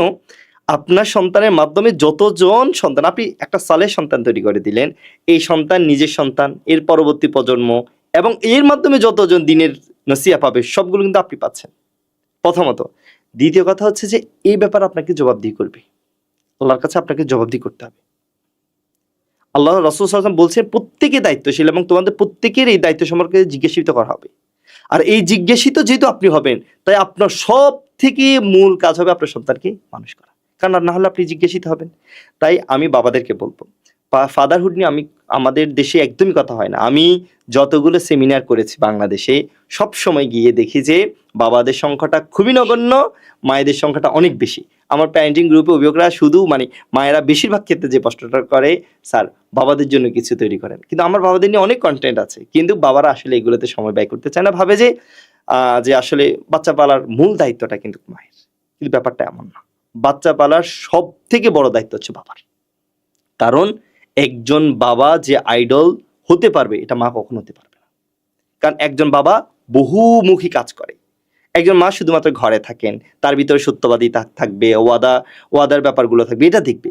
কিন্তু একটা বাবার সাথে আছে জাকাতের রিলেশন, একটা বাবার সাথে আছে মসজিদে গিয়ে জামাতের সাথে সালাত আদায়ের রিলেশন, একটা বাবার সাথে আছে বাইরে মানুষের সাথে কিভাবে কথা বলবে সেটা, বাইরে মানুষদের সাথে কিভাবে ওয়াদা রক্ষা করবে সেটা। অর্থাৎ মায়ের জীবনটা শুধুমাত্র ঘরের ভিতরে আছে, কিন্তু বাবার জীবনটা পুরো বিশ্বময়। একটা বাবার মূল আইডল হওয়া কিন্তু মায়ের থেকে বড় দায়িত্ব বাবার, কারণ বাবাকে দেখেই সন্তান যতটুকু না শিখবে, মাকে দেখে ততটুকু শেখা খুব কঠিন হয়ে যাবে। যদিও বাস্তবে মাকে দেখেই বাচ্চারা বেশি শিখে, কারণ মা বেশি কোয়ালিটি টাইম দেয়। কিন্তু হওয়া উচিত ছিল এমন যে বাবারা বেশি সময় দিবে আর বাবারাই বাচ্চাদের আইডল হবে।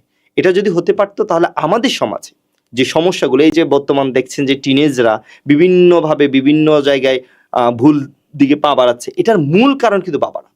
একটা মা ঘরে থাকে, জানতে পারে না বা দেখতে পারে না যে আমার টিনেজ বাচ্চাটা কোথায় যাচ্ছে। কিন্তু একটা বাবা যদি থাকতো, বাচ্চার মাথায় থাকতো যে আমার বাবা দেশে আছে, আমার বাবা আমাকে লক্ষ্য করেন, তখন সে কোনো ভুল কাজ করার আগে তার ভিতরে একটা ভয় সৃষ্টি হতো যে না, আমার বাবা আমাকে দেখে ফেলে তো ঝামেলা হবে। এই যে আমাদের বাচ্চারা বর্তমানে যারা প্রবাসী বাবারা আছেন, তারা তো বিভিন্ন কারণে যেতে বাধ্য। তো বাস্তবতা হচ্ছে যদি আমাদের বাচ্চাদের বাবারা যদি দেশে থাকতো এবং ওইভাবে প্রপার প্যারেন্টিংটা করতো, তাহলে এই সমস্যাটা অনেকাংশ কমে যেত। এখানে বাবাদেরকে বলবো, প্যারেন্টিং শেখা আপনার জন্য সবচেয়ে বেশি জরুরি। তো খুবই কঠিন কথা না, আমার নিজের জন্য আমি চিন্তা করতে আসলে এটা খুবই গুরুত্বপূর্ণ যেটা বললেন। আমরা যদি আখিরাতের পার্সপেক্টিভ থেকে চিন্তা করি, যেটা আপনি বললেন যে আসলে আমরা অনেক কাজ করি সেটা আসলে রেলেভেন্ট নাও হইতে পারে। কারণ আমি এখন ভিডিও বানাই, হ্যাঁ, 5 বছর পর আমি হয়তো বানাচ্ছি, আলটিমেটলি আমার ইচ্ছাও যে এটা সব হবে আমার ইনশাল্লাহ, কিন্তু হয়তো এটা হবে ইনশাল্লাহ, কিন্তু হয়তো 5 বছর পর এটা এই কন্টেন্টটা আমার ভিডিও স্টাইলটা রেলেভেন্ট না, সেটাই। কিন্তু আমার বাচ্চা কিন্তু রেলিভেন্ট হবেই, কারণ সে তো নিজেই ওইভাবে ডেভেলপ করবে। আমি তো তার বেসিকটা স্ট্রং করে দিচ্ছি, তারপর সে কিন্তু আরেকটা বাচ্চাকে শেখাবে, তার নিজের হয়তো বাচ্চাকে শেখাবে। এটা কিন্তু একটা ওই যে সিরিয়াল চেইনের মতো হতে থাকবে ইনশাল্লাহ, মানে নেভার এন্ডিং চেইন বলা যায় একটা। অবশ্যই। এরকম এক্ষেত্রে বাবাদেরকে আরেকটা জাস্ট বলে দিয়ে আজকের আলোচনা, সেটা হচ্ছে দেখেন, আমি যেটা সব সময় বলি, বাবারা অবশ্যই নিজের আখিরাতের জন্য কাজটা করবেন। আরেকটা দুনিয়ার ব্যাপারেও যদি বলি, দেখেন আমাদের দেশে কি হয়, একটা প্রবাসী বাবা বা যারা চাকুরি করেন, তারা বাচ্চাকে সঠিকভাবে কোয়ালিটি টাইম দেন না দেওয়ার কারণে একটা বাচ্চার সাথে একটা বাবার সম্পর্ক একটু দূরত্ব তৈরি হয়। বিশেষ করে যারা প্রবাসে থাকেন, তাদের জন্য আমার খুব আফসোস হয়। 35 থেকে 40টা বছর সন্তানদের জন্য, ছেলে মেয়ে বাবা মা সব রেখে তিনি প্রবাস করে আসার পরে বাবাদের সাথে তার বন্ডিংটা ভালো হয় না, অর্থাৎ সে সন্তানদের সাথে যখন হয় না, তার বাকি জীবনটা একটা অন্ধকার কুঠুরিতে কাটে। মানে অন্ধকার একটা কুঠুরিতে তার বাকি জীবনটা কাটে, কারণ তার সাথে সন্তানদের যে কোয়ালিটি টাইম হয় নাই, এই কারণে সন্তানটা তাকে ফিল করে না। দেখেন একজন মাকে সন্তান কিন্তু এসেই জিজ্ঞেস করে, মা কেমন আছো, কি করো, কিন্তু বাবাদের সাথে এই সম্পর্কটা নাই। বাবাদের সাথে যদি বুড়ো হয়ে যায়, লাস্ট সম্পর্ক এমন, অফিস থেকে আসলো, বাবা কেমন আছো, কি লাগবে, এতটুকু। কিন্তু একটু বসা, বাবার পাশে বসে থাকা, গল্প করা বৃদ্ধ অবস্থা, এটা কিন্তু হয় না।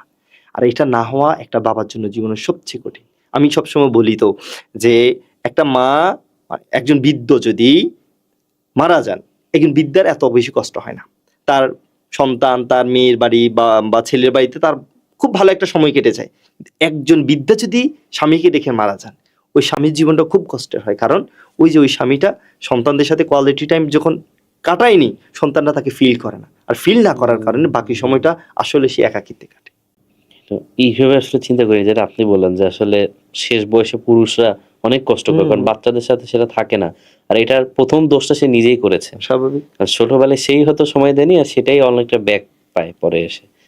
এটা খুবই ইম্পর্টেন্ট ভাই। যেহেতু স্ক্রিন এডিকশনের কথা বললাম, এখন হচ্ছে আরো বিভিন্ন কালচার আমাদের হচ্ছে চলে আসতেছে, যেটা ইসলামিক প্যারেন্টিং এর সাথে যাচ্ছে না, যেটা তাদের মধ্যে ঢুকে যাচ্ছে। আমি রিসেন্টলি হচ্ছে এরকম বিভিন্ন পেজে দেখতেছিলাম যে হচ্ছে এই 25 ডিসেম্বর বা এইরকম 31st নাইট, আর এটা কিন্তু বিভিন্ন যে খেলার জোন যেগুলাতে বাচ্চাকে নিয়ে যেতে চাচ্ছে আমি, সেখানেও এটা আছে। মানে তাদেরকে খুবই সূক্ষ্মভাবে এই বিশ্বাসগুলো ঢুকাই দেওয়া হচ্ছে, কিন্তু কিন্তু আমাদের মুসলিমের সংস্কৃতি এটা আমরা শিখাচ্ছি না হয়তো। তো এই যে নেগেটিভ বিষয়গুলো, আরো বড় বড় বিষয় তো আছে যে তাদের এজেন্ডা বিভিন্ন থাকে, তা আমাদের বাচ্চাকে কিভাবে এগুলা থেকে সুরক্ষা দিতে পারি? আমি ব্যক্তিগতভাবে আমার প্যারেন্টিং জার্নিটাতে সবচেয়ে বেশি যে জিনিসটাতে ফোকাস দেই, সেটা হচ্ছে যে বাচ্চাদের আদব আখলাক। আর আদব আখলাকের সবচেয়ে মূল পয়েন্টটা আমি ধরি যে প্রথমেই আনি যে ইমান, তারবিয়া। আমাকে কেউ যদি বলেন যে আপনি প্যারেন্টিং এর কোন জিনিসটা নিয়ে কাজ করেন, আমি বলবো যে শিশুদের তারবিয়া নিয়ে কাজ করি। অর্থাৎ একটা শিশুকে কিভাবে তারবিয়া দিয়ে বড় করা যায়, আমার মূল ফোকাস এখানেই থাকে। আমি আমার বেবির ক্ষেত্রে ও যদি কিছু না খায় বা স্বাস্থ্যের কোনো অবনতি ঘটে, আমার কাছে এত বেশি ফেরাসিনি হই না। আমি বেবির আম্মুকে সবসময় বলি যে আসলে এটা বড় কোনো ইস্যু না। কারণ একটা সন্তান যদি কম খায় বা শারীরিক কোনো ক্ষতি হয়, এটা আস্তে আস্তে ঠিক হয়ে যাবে ইনশাআল্লাহ। আল্লাহ সুবহানাহু ওয়া তাআলা এভাবে দিবে। তবে আমার বাচ্চার যদি ইমানের কোনো ক্ষতি হয়, সেটা কখনো পূর্ণ করা যাবে না। খুবই কঠিন হয়। খুবই কঠিন। এই কারণেই তো আল্লাহ সুবহানাহু ওয়া তাআলা লুকমান হাকিমের উপদেশটা আমাদেরকে একদম সবার আগে দিয়েছেন। এবং লুকমান হাকিমের সন্তানকে দেয়া যে উপদেশ, সেখানে শুরুতেই বলছেন, ইয়া বুনাইয়া লা তুশরিক বিল্লাহ ইন্নাশ শিরকা লা যুলমুন আযীম। মানে সবার আগে তিনি বলছেন, হে আমার সন্তান, তুমি শিরক করিও না। আর শিরক সবচেয়ে বড় জুলুম। তো এখানেই মূলত হচ্ছে ঈমান। অর্থাৎ একটা সন্তানকে আমরা শুরুতেই যে বিষয়টা জানাবো সেটা হচ্ছে ঈমান, শিরক। অর্থাৎ ঈমানের বিষয়টা জানানো এবং শিরক থেকে কিভাবে সে বেঁচে থাকবে সেটা জানানো।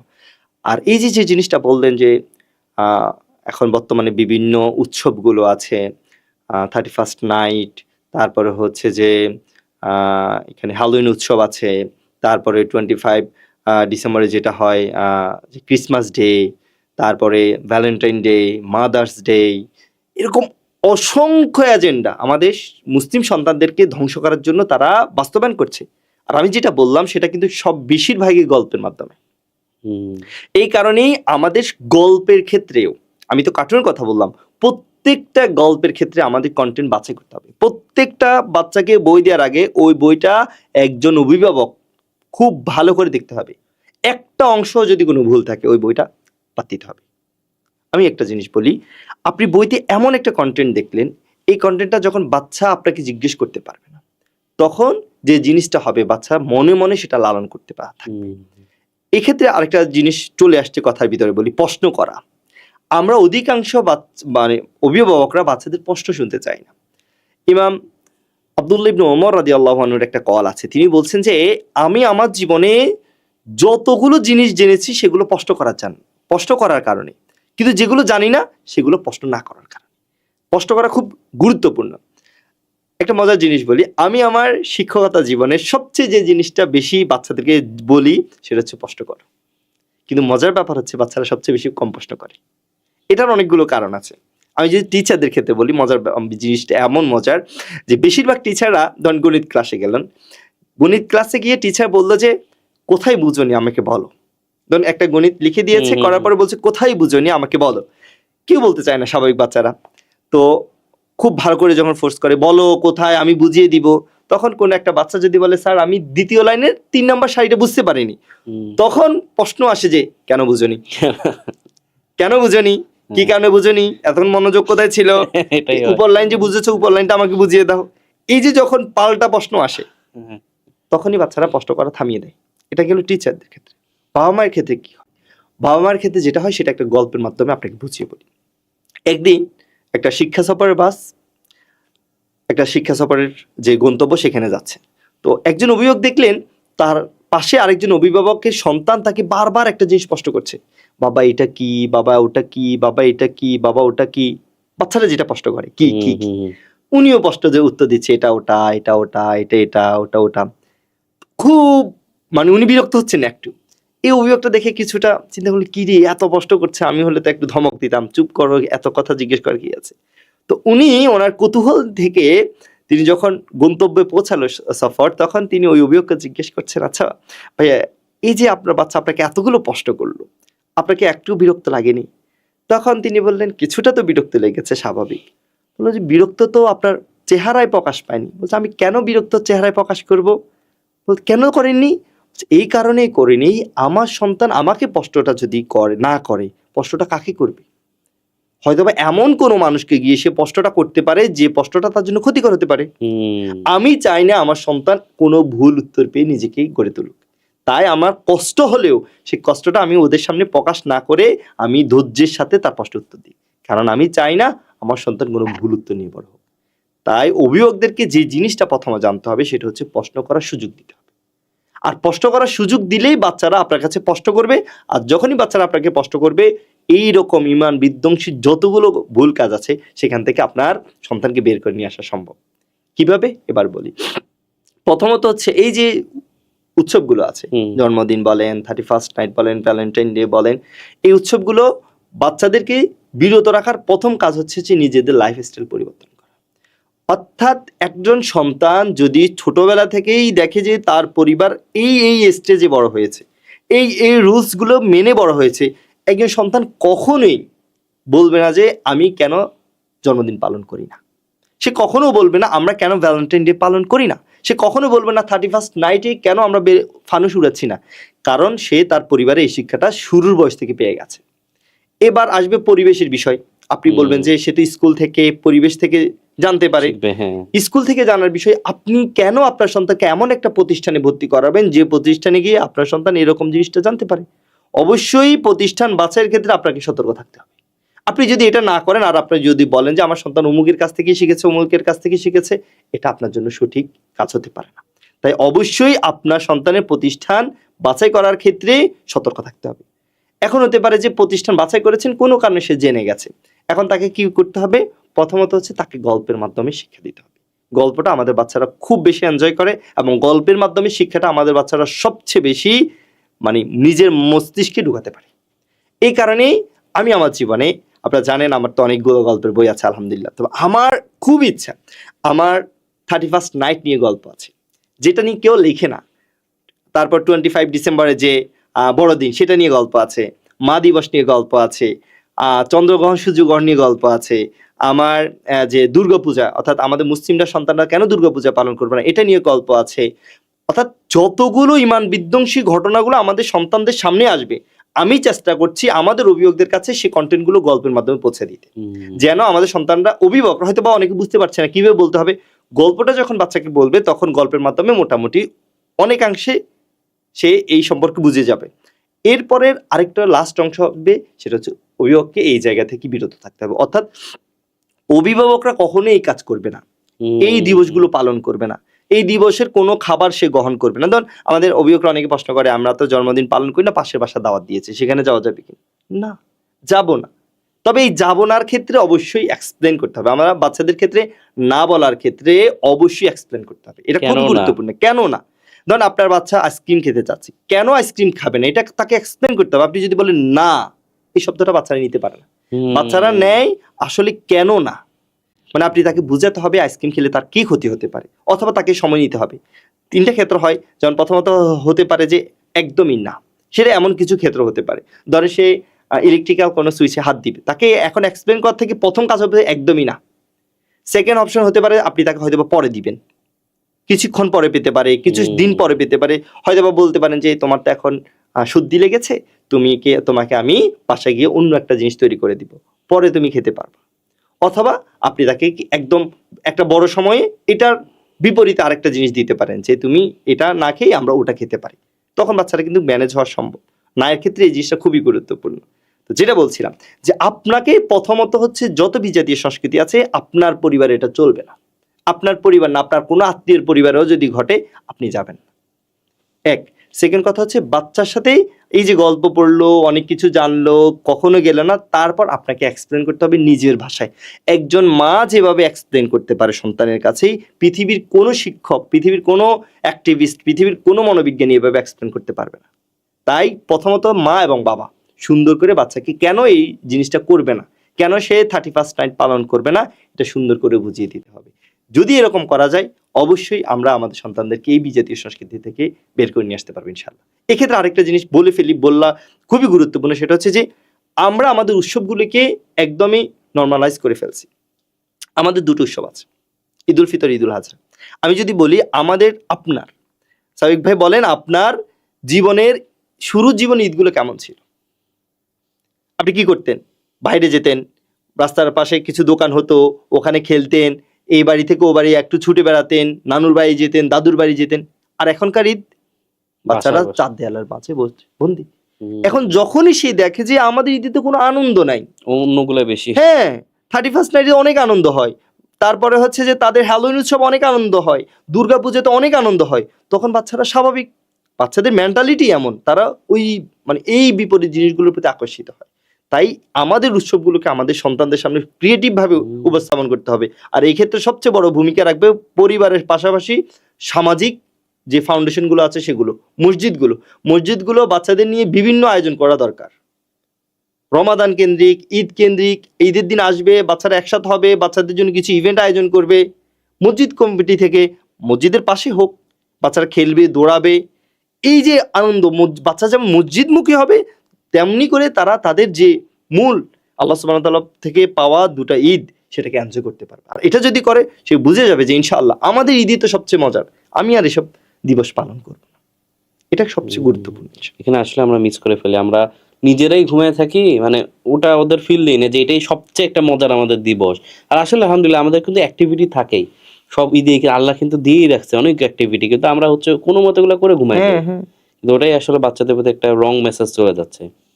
এখন যেহেতু আমি শিক্ষকতায় ছিলাম, একটা বড় সমস্যা সেটা হচ্ছে আদব আখলাক। এখানে আমরা আসলে খুশি থাকতে পারি না যে আদব আখলাক ভালো না, বাচ্চাটা বেয়াদব হয়ে যাচ্ছে, এরকম অনেক কমপ্লেন কিন্তু আসে। তো একজন অভিভাবকের কি করা উচিত যে তার বাচ্চার আদব আখলাক ঠিক থাকে? কারণ এটা কিন্তু খুবই গুরুত্বপূর্ণ। এক নম্বর বলা যে আদব আখলাক, যে আপনিও আগে কিছু আগে বললেন, এখানে আসলে আপনার সাজেশনটা কি? আদব আখলাক নিয়ে যদি আপনাকে জানতে হয়, প্রথমত হচ্ছে আপনি যদি আপনার সন্তানকে আদব আখলাক শিক্ষা না দেন, আপনি কি ক্ষতিগ্রস্ত হবেন সেটা আপনাকে জানতে হবে। আমি 3টা ক্ষতির কথা বলি। দেখেন, একজন সন্তানকে যদি আপনি আদব আখলাকের শিক্ষা না দেন, সঠিক তারবিয়া দিয়ে বড় না করেন, প্রথম যে কাজটা হবে, আপনার সন্তান দুনিয়াবি শিক্ষা পেয়ে ভুল পথে চলে যাবে। তার মূল যে গোল আল্লাহ সুবহানাহু ওয়া তাআলা তাকে কেন তৈরি করেছেন সেটা থেকে সে বিচ্যুত হয়ে যাবে। আর এই বিচ্যুত হওয়া একজন মুসলিম অভিভাবকের জন্য কখনোই সুখকর নয়। দ্বিতীয়ত হচ্ছে যে এই সন্তানরা তাদের বাবা মার জীবনকে নরকে পরিণত করবে। স্বাভাবিক, আমরা যেটাকে বেয়াদব বলি, যদি বেয়াদব শব্দটা আমি বলতে চাচ্ছি না, মানে সে যদি আদব না শিখে, আখলাক যদি ভালো না হয়, সে যখন ভুল পথে চলে যাবে তখন তার পরিবারের জীবন, তার বাবা মায়ের জীবনটা নরকের মতো হয়ে যাবে, দুনিয়াবি নরক। মানে তার সংসারে শান্তি একদম বিনষ্ট হয়ে যাবে। 3 নম্বর কাজ হবে যে এই সন্তানদের মাধ্যমে সে আল্লাহ সুবহানাহু ওয়া তাআলার কাছে যে রিওয়ার্ড পাওয়ার কথা সেটা সে পাবে না। এটা তার জন্য সবচেয়ে বড় দুঃখজনক হবে। আর এর অপোজিটের কথা আমাদের আবার চিন্তা করতে হবে। আমি যদি আমার সন্তানকে আদব আখলাক দিয়ে বড় করি তাহলে আমার কি লাভ হবে? প্রথমত হচ্ছে যে আল্লাহ সুবহানাহু ওয়া তাআলার দেয়া যে দায়িত্ব, এই দায়িত্বটা আমরা ফুলফিল করে ফেলবো। এই জন্য আল্লাহর কাছে আমাদের জবাবদিহি করতে হবে। তাহলে আমরা এই জবাবদিহির কাঠগড়া থেকে নিজেকে বেঁচে গেলাম। দ্বিতীয়ত হচ্ছে এই সন্তান তার পিতামাতাকে সুখে রাখবে, শান্তিতে রাখবে, সম্মান করবে। একটা কল আছে, কথাটা এমন যে সন্তানকে যদি সঠিক তারবিয়া দিয়ে বড় করা যায় তখন সন্তানরা পিতামাতার সাথে ভয়ে ভয়ে কথা বলে। আর সন্তানকে যদি খারাপভাবে বড় করা হয় তখন পিতামাতারা তার সন্তানের সাথে ভয়ে ভয়ে কথা বলে। এই কারণে আপনি যদি আদব আখলাক দিয়ে বড় করেন তাহলে সর্বপ্রথম, মানে দ্বিতীয় যে লাভ হবে সেটা হচ্ছে যে আপনার সন্তান আপনাকে সম্মান করবে, শ্রদ্ধা করবে। আর সর্বশেষ যেটা হবে সেটা হচ্ছে আপনার জন্য ওই যে রিওয়ার্ড সেটা কারণ হবে। তো এই 3টা ক্ষতি এবং 3টা লাভ, এই 3টা যদি আমরা চিন্তা করি তাহলে আমাদের জন্য আদব আখলাক সন্তানকে কেন শেখানো জরুরি সেটা বোঝা সহজ হবে। এবার আসি আমরা আদব আখলাক কেন শেখাবো। আদব আখলাক শেখানোর অনেকগুলো পয়েন্ট আমি বলা যায়, তবে আমি আজকে বিশেষ কিছু পয়েন্ট বলবো। প্রথমত হচ্ছে আদব আখলাক আপনাকে শেখানোর প্রথম কাজ হবে তাওহীদ শেখানো। একটা সন্তানের যদি তাওহীদ ঠিক থাকে সন্তানের সব ঠিক হয়ে যাবে। এ তাওহীদে আল্লাহ সুবহানাহু ওয়া তাআলার সাথে কেমন ব্যবহার হবে, এ তাওহীদে রাসূল সাল্লাল্লাহু আলাইহি ওয়াসাল্লামের সাথে কেমন ব্যবহার হবে, কেমন ভাবে ভালোবাসবে, পিতামাতার সাথে কেমন ব্যবহার হবে, সবই তাওহীদের অংশ। তার যদি আল্লাহর সাথে সম্পর্ক ভালো হয়ে যায় সবার সব সাথে ঠিক হয়ে যাবে। সে আল্লাহ সুবহানাহু ওয়া তাআলাকে ভালোবাসা মানি, আল্লাহ সুবহানাহু ওয়া তাআলার সব কথা মানা মানি কি সব আমাদের জন্য সহজ হয়ে সামি'না ওয়া যায়। আতা'না, শুনলাম মেনে নিলাম। পিতামাতার সাথে সদ্ব্যবহার করতে বলছে, আমাকে করতে বাধ্য। মানে আমি একটা করতে যদি বাধ্য। ঠিক করতে পারি সে কিন্তু সময় নষ্ট করবে না। আপনি চিন্তা করেন ওই আপনার যেটা বললেন যে অশ্লীলতা হতে পারে, কোনো কিছুতে সে যাবে না যদি তার এই একটা তাওহীদ হ্যাঁ, ঠিক হয়ে তাওহীদ যায়। ঠিক হয়ে যায়। তা আমরা আসলে এটা শিক্ষাই দেই না। হ্যাঁ, এটা এটা সবার আগে এই কারণে তো আমি বললাম লোকমান হাকিম তার সন্তানকে জিজ্ঞেস করে প্রথমে শুরু করছে শিরক করিও না, মানে কি তাওহীদ ঠিক করো। আমি আমার আম্মুকে একদিন বলেছিলাম যে আম্মু, আপনাকে আমি শুধুমাত্র ভালোবাসি এই কারণে নয় যে আপনি আমাকে অনেক বেশি আদর করেছেন, স্নেহ করেছেন, আমি আপনাকে আল্লাহর জন্য ভালোবাসি। আপনার কাছে খারাপ লাগতে পারে, আল্লাহ যদি আপনাকে না বলতে হয়তো বা আমার ফিতরতগতভাবে আমি আপনাকে ভালো নাও বাসতে পারতাম, আমি বিচ্যুত হতে পারতাম, তবে আল্লাহর জন্য যদি ভালোবাসি আপনাকে আমি কখনো কষ্ট দিব না। প্রথমে শুনে একটু মনে কষ্ট পেয়েছিল, আরে কি বলে যে আমি তাকে যদি ভালো না বাসি। পরে যখন বললাম যে আমি ভালোবাসি এই কারণে আল্লাহর জন্য, আর আল্লাহর জন্য যদি ভালোবাসি আমি আপনাকে কখনো কষ্ট দিব না ইনশাআল্লাহ, তো এটা তাওহীদটা সবার আগে বপন করতে হবে সন্তানদের মধ্যে। তাওহীদ যদি বপন করেন আদব আখলাকের প্রথম কাজেই শেষ হয়ে যাবে। মানে এখানেই আপনি শুরুতেই কি করলেন, ওই যে বাসর রাতে বেড়াল মারার মতো অবস্থা হয়ে যায়, মানে আপনি শুরুতেই গোল দিয়ে দিলেন আলহামদুলিল্লাহ। এক, দ্বিতীয়ত কাজ হবে লক্ষ্য স্থির করা। এটা কিন্তু খুবই ইম্পর্টেন্ট। আমাদের অধিকাংশ অভিভাবকদেরকে যদি প্রশ্ন করেন যে আপনি কেন সন্তান নিয়েছেন, অনেক অভিভাবকরা বলবে যে ভাই মানে এখন সন্তান নিতে চাইনি, হয়ে গেছে, আল্লাহ দিয়ে দিয়েছে। মানে সন্তানদের জন্য তিনি কোনো লক্ষ্য স্থির করেনি, সন্তান হয়ে গেছে, তারা ভাবছে সন্তান একটা অ্যাক্সিডেন্টের ফল। কিন্তু বিষয়টা কিন্তু এমন না। আমাদের প্রত্যেকটা অভিভাবকের মূল উচিত হচ্ছে যে সন্তানকে প্রপার কেন সে গাইডলাইন দিয়ে বড় করবে, কি কারণে করবে, এই সকল প্ল্যান নিয়ে তারপর সন্তান নেওয়া। এটা খুবই গুরুত্বপূর্ণ। লক্ষ্য স্থির করতে হবে যে আমি আমার সন্তান নিচ্ছি আল্লাহ সুবহানাহু ওয়া তাআলার সন্তুষ্টির জন্য। আল্লাহ সুবহানাহু ওয়া তাআলা আমাকে একটা সন্তান দিবে, এই সন্তানটা আমার আখিরাতের একটা লাঠি হবে, আখিরাতে একটা রিওয়ার্ড পাওয়ার মাধ্যম হবে। এই লক্ষ্যটা আপনাকে স্থির করতে হবে। আর যদি এই লক্ষ্যটা স্থির না করেন, আপনি আপনার সন্তানকে প্রপার গাইডলাইন দিয়ে আদব আখলাক সম্পন্ন সন্তান করতে পারবেন। এটা হচ্ছে দ্বিতীয় নম্বর পয়েন্ট। তৃতীয়ত হচ্ছে যে অগ্রাধিকার ব্যবস্থাপনা ঠিক রাখা। এটা কি? আপনার সন্তানকে আপনি দেখাতে হবে কোন জিনিসটা অগ্রাধিকার ক্ষেত্রে এগিয়ে আছে। অর্থাৎ তাকে দেখাতে হবে সলাত আগে না কাজ আগে। আপনার দেখাতে হবে এখন পরীক্ষার সময় কি কোরআন আগে না পরীক্ষার পড়া আগে। আপনার সন্তানকে দেখাতে হবে এখন জামাত ইম্পর্টেন্ট না জামাত ছাড়া আমার কাজটা ইম্পর্টেন্ট। অর্থাৎ অগ্রাধিকার ব্যবস্থাপনা রাখা খুবই গুরুত্বপূর্ণ। আপনার সন্তান যখন দেখবে যে বাবা কাজ করছে, সালাত পড়ছে না, আপনার সন্তান যখন দেখবে যে বাবার এখন ওই আমানতের জায়গাটা পৌঁছে দেওয়া উচিত কিন্তু দিচ্ছে না, আমানতটা দিচ্ছে না, ওই যে অগ্রাধিকার ব্যবস্থা সেখানেই শিখে যায়। হ্যাঁ, সন্তান শিখে যাচ্ছে। এই ব্যাপারে একটা ঘটনা বলি। ইবনে উমর রাদিয়াল্লাহু আনহু উনি রাষ্ট্র পরিচালনা করছিলেন। একদিন দুপুরবেলা তিনি একটু বিশ্রাম নিচ্ছিলেন। তার ছেলে এসে তাকে জিজ্ঞেস করলো, বাবা আপনার তো কিছু রাষ্ট্রীয় মাল ছিল, এই রাষ্ট্রীয় মালগুলো তো আপনার বন্টন করার কথা, কিন্তু আপনি তো এগুলো বন্টন না করে কি করছেন, বিশ্রাম নিচ্ছেন বা ঘুমিয়ে আছেন। তখন বাবা বললো যে দেখো রাতে আমি একটু ঘুমাতে পারিনি, সকাল থেকেও রাষ্ট্রীয় কিছু কাজের কারণেও ঘুমাতে পারিনি, এখন একটু ঘুমিয়ে নিচ্ছি, বিশ্রাম নিচ্ছি, জোহরের পরে আমি কাজটা কি করব, শেষ করে দিব। তখন ওই সন্তান বলল ইবনে উমরের যে বাবা আপনাকে কে গ্যারান্টি দিয়েছে যে আপনি জোহর পর্যন্ত বেঁচে থাকবেন আর রাষ্ট্রের এই কাজগুলো দায়িত্বটা আপনি শেষ করে ফেলবেন। এই কথা শোনার পর ইবনে উমর সন্তান ললাটে চুমু খেয়ে বললেন, তোমার মতো সন্তান যদি থাকে কখনো বাবারা ভুল পথে যাবে না। তো এই অগ্রাধিকার ব্যবস্থা, অর্থাৎ সন্তানকে উনি এই জিনিসটা নিয়েছে কিন্তু সন্তানকে অনেক কাজে সন্তান দেখেছে যে তার বাবা দিনের ব্যাপারে অনেক বেশি এগিয়ে আছে, এই কারণে সন্তান এভাবে তৈরি হয়েছে। এই কারণে অগ্রাধিকার ব্যবস্থাপনা আমাদের সমাজে খুব গুরুত্বপূর্ণ। অর্থাৎ পরিবারের কোনটা আগে, আমার সলাত আগে না কাজ আগে, আমার খাওয়া দাওয়ার আগে কোরআন পড়া আগে না ঘুম আগে, এই জিনিসটা যদি রাখেন আমাদের সন্তানরা সঠিকভাবে বেড়ে উঠবে ইনশাআল্লাহ। এরপরে আদব শেখানোর আরেকটা মাধ্যম হচ্ছে গল্প। আমি যেটা বললাম যে গল্পের মাধ্যমে আদব শেখাতে হবে। গল্পের যে কোনো গল্প হতে পারে, যেমন বাচ্চারা কিভাবে খাবে, খাবারের আদব নিয়ে একটা গল্প, আমার এই কন্টেন্টগুলো আছে আলহামদুলিল্লাহ, আমার একটা আদব কোর্সও আছে এটা নিয়ে। তো গল্পের মাধ্যমে বাচ্চাদেরকে শিক্ষা দিতে হবে কিভাবে আদব শিখতে হবে, কিভাবে সালাত পড়তে হবে, কিভাবে খেতে হবে, কিভাবে ঘুমাতে যেতে হবে। দেখেন রাসূল সাল্লাল্লাহু আলাইহি ওয়াসাল্লাম কিন্তু পরিপূর্ণভাবে প্রত্যেকটা জিনিস, আপনি খাবারের আদব পাবেন, সফরের আদব পাবেন, ঘুমের আদব পাবেন, বাথরুমে যাওয়ার আদব পাবেন, সবগুলো আদব রাসূল সাল্লাল্লাহু আলাইহি ওয়াসাল্লাম আমাদের শিখিয়ে দিয়েছে।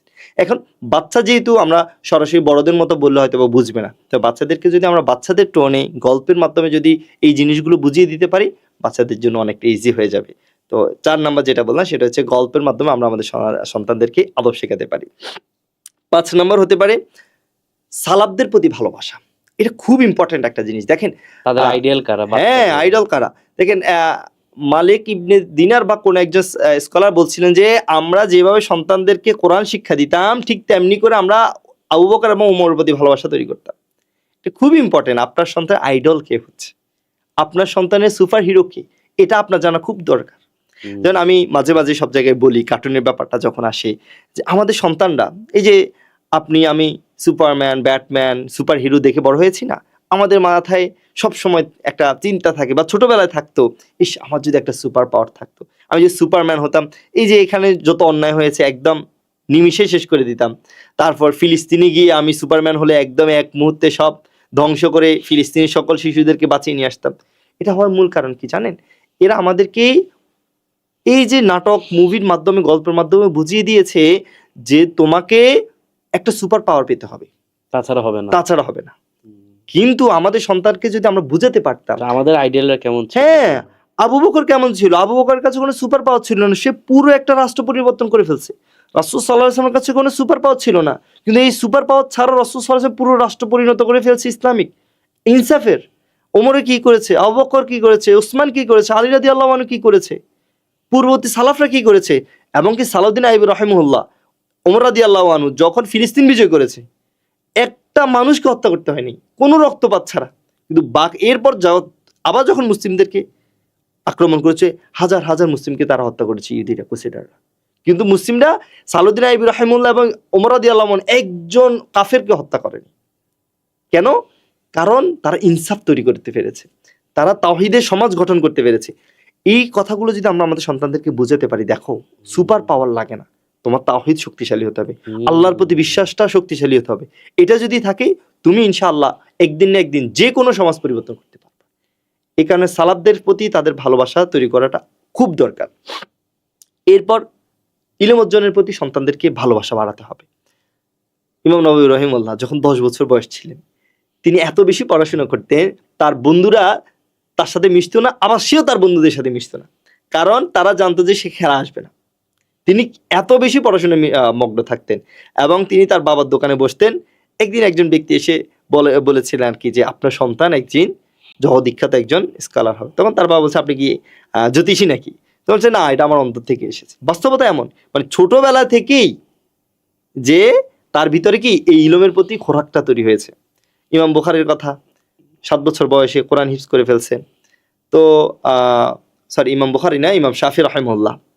তো এরকম অসংখ্য মানে নজির পাওয়া যাবে, তারা ছোটবেলায় ইলম চর্চা করতেন এবং তারা বড় হয়ে বড় স্কলার হয়েছে। এখানে আমাদের সন্তানদেরকে ইলম চর্চার প্রতি ভালোবাসা বাড়াতে হবে। এটা আদব আখলাক শেখানো সবচেয়ে গুরুত্বপূর্ণ, কারণ আদব আখলাক শিখতে হলে ইলম লাগবে, ইলম ছাড়া কখনো আদব আখলাক সম্ভব না। আর এটা করতে হবে, এর মূল কাজ হবে পিতামাতা। পিতামাতারা যদি ইলম অর্জন না করে, বই না পড়ে, টিভি মোবাইলে স্ক্রল করে, তাহলে সন্তানরা কখনো ইলম অর্জনের প্রতি হবে না। এটা সম্ভব না যে বাচ্চা হচ্ছে কোরআন পড়তেছে, এদিকে বাবা টিভি দেখতেছে, এটা সম্ভব না। আরেকটা আপনি দেখবেন যে অধিকাংশ টিচার, তাদের সন্তানরা মোটামুটি খুব ভালো হয়, মানে পড়াশোনায়। কেন? কারণ তারাও সবসময় দেখে বাবা খাতা কাটছে, বাবা পড়াশোনা করছে, এটা খুব ইফেক্ট ফেলে তার জীবনে। তো এটা খুব ইম্পর্টেন্ট যে সন্তানদেরকে ইলম অর্জনের প্রতি করবেন। এরপর আরেকটা পয়েন্ট বললো, সেটা হচ্ছে বরকতময় সময়ের প্রতি আমাদেরকে যত্নবান হতে হবে। বরকতময় সময় কখন? ফজর এবং রাত্রিবেলা। যে সন্তানরা ছোটবেলা থেকেই তাহাজ্জুদের প্রতি ভালোবাসা নিয়ে বড় হয়, সেই সন্তানরা কিন্তু বাস্তবিক অর্থে সঠিক এবং পরিপূর্ণ মুমিন হিসেবে গড়ে ওঠে।